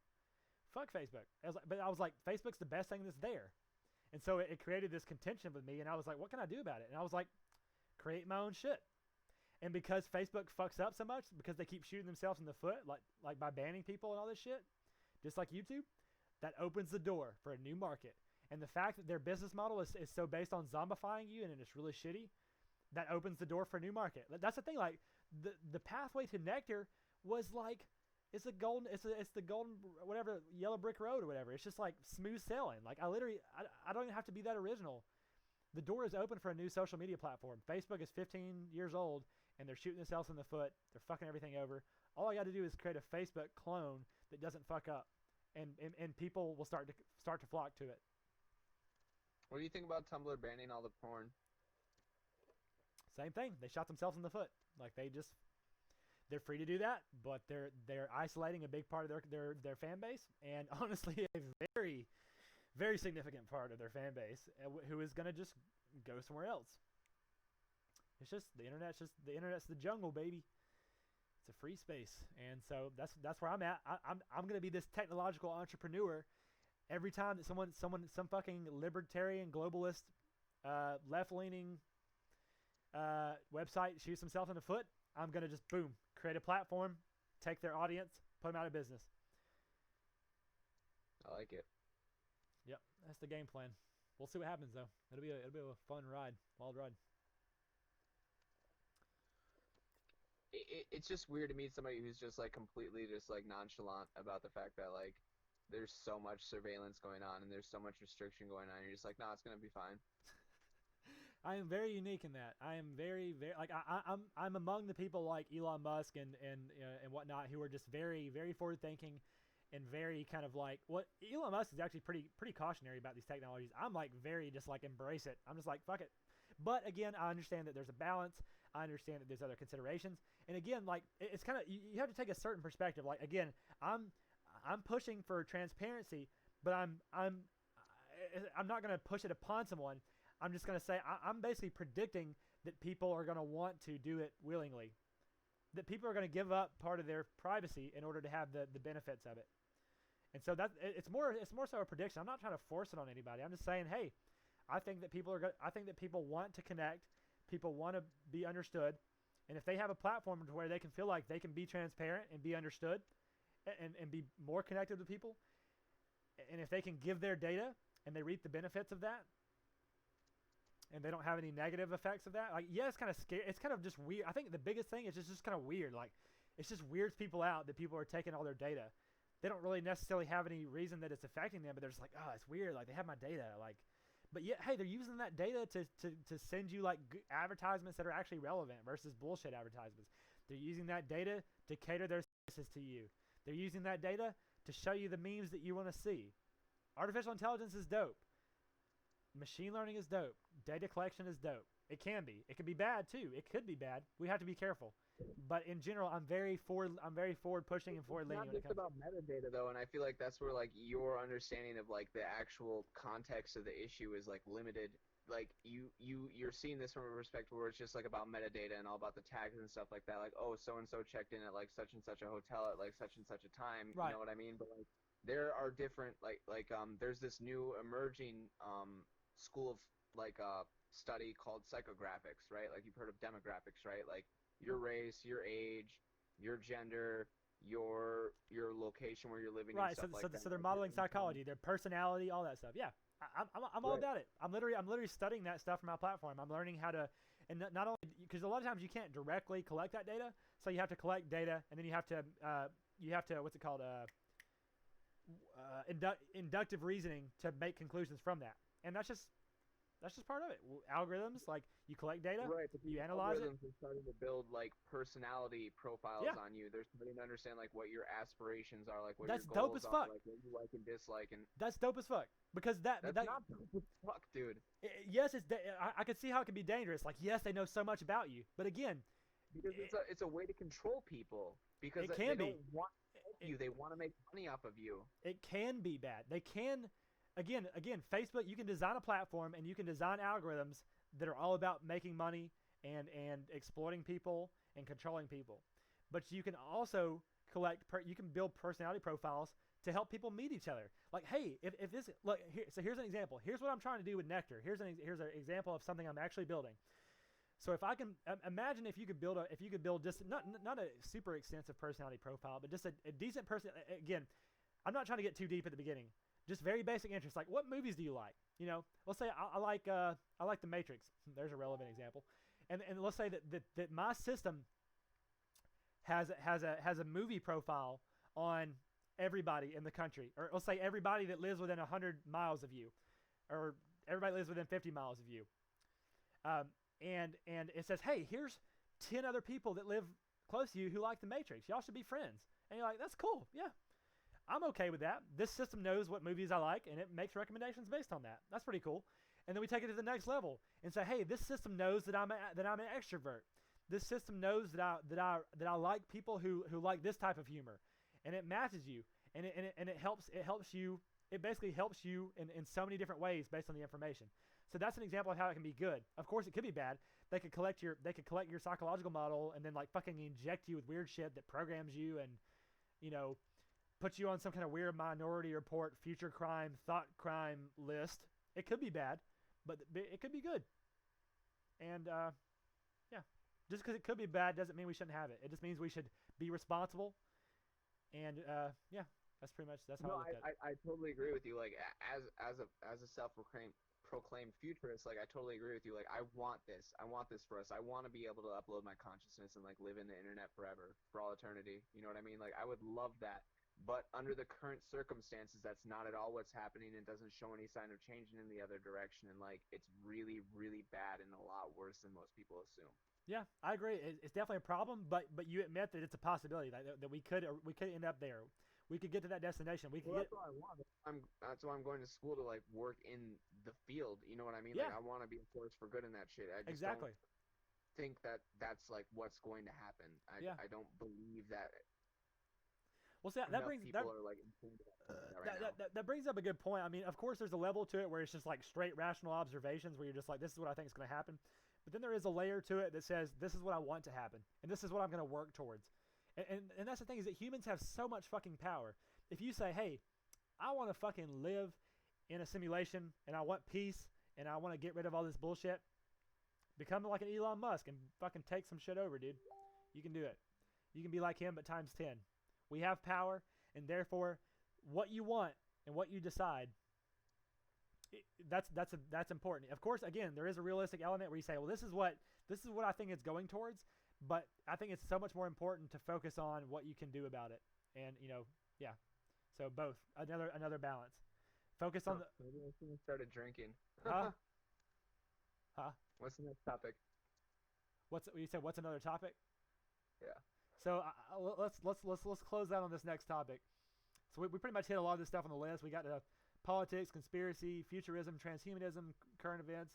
Let's talk about the last one, which is let's just it says gaming culture and Minecraft. Not just gaming culture is too broad. Let's talk about Minecraft to close it out. Like I fucking love Minecraft. So what is your like? What do you think about Minecraft?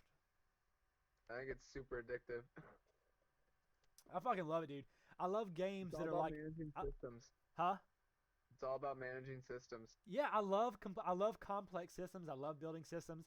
I love evolutionary simulations. I love things that are like, yeah, you build this and you craft this and you get better and you do this, and then yeah, you have to manage these things. You have to you have like a farm and you have like animals and you could go online and you can have like that simple, but like, have you seen like the super complex like projects that people will do, like the fucking mop barners? Yeah, dude, it's beautiful, man. All the redstone contraptions and the computers and and just all the things that people build and the stories.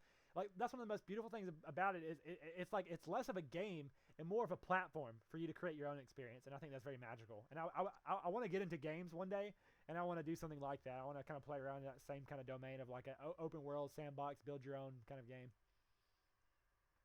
I love it, dude. You were right. Probably shouldn't have drank. I'm looking forward to our next conversation, though.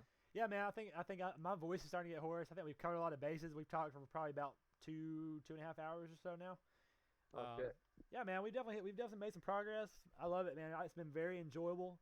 I definitely think we'll you and me will keep this dialogue going. I'm sure we'll have part 2, part 3 to this as we follow up, and we'll just keep building this community, keep having conversations, and keep as we come to these same points and we say, hey, this is what needs to be done, and we'll keep asking questions about what's the next step and start manifesting it into some cool shit. And we'll build our Minecraft server and upload ourselves. That's the final goal is to upload ourselves into the Minecraft server. Yeah. And yeah, we'll make some memes along the way, man. Like that's what our movement will be called, like the fucking the Minecrafters. I don't know. We'll work on it. Working title. Spitball.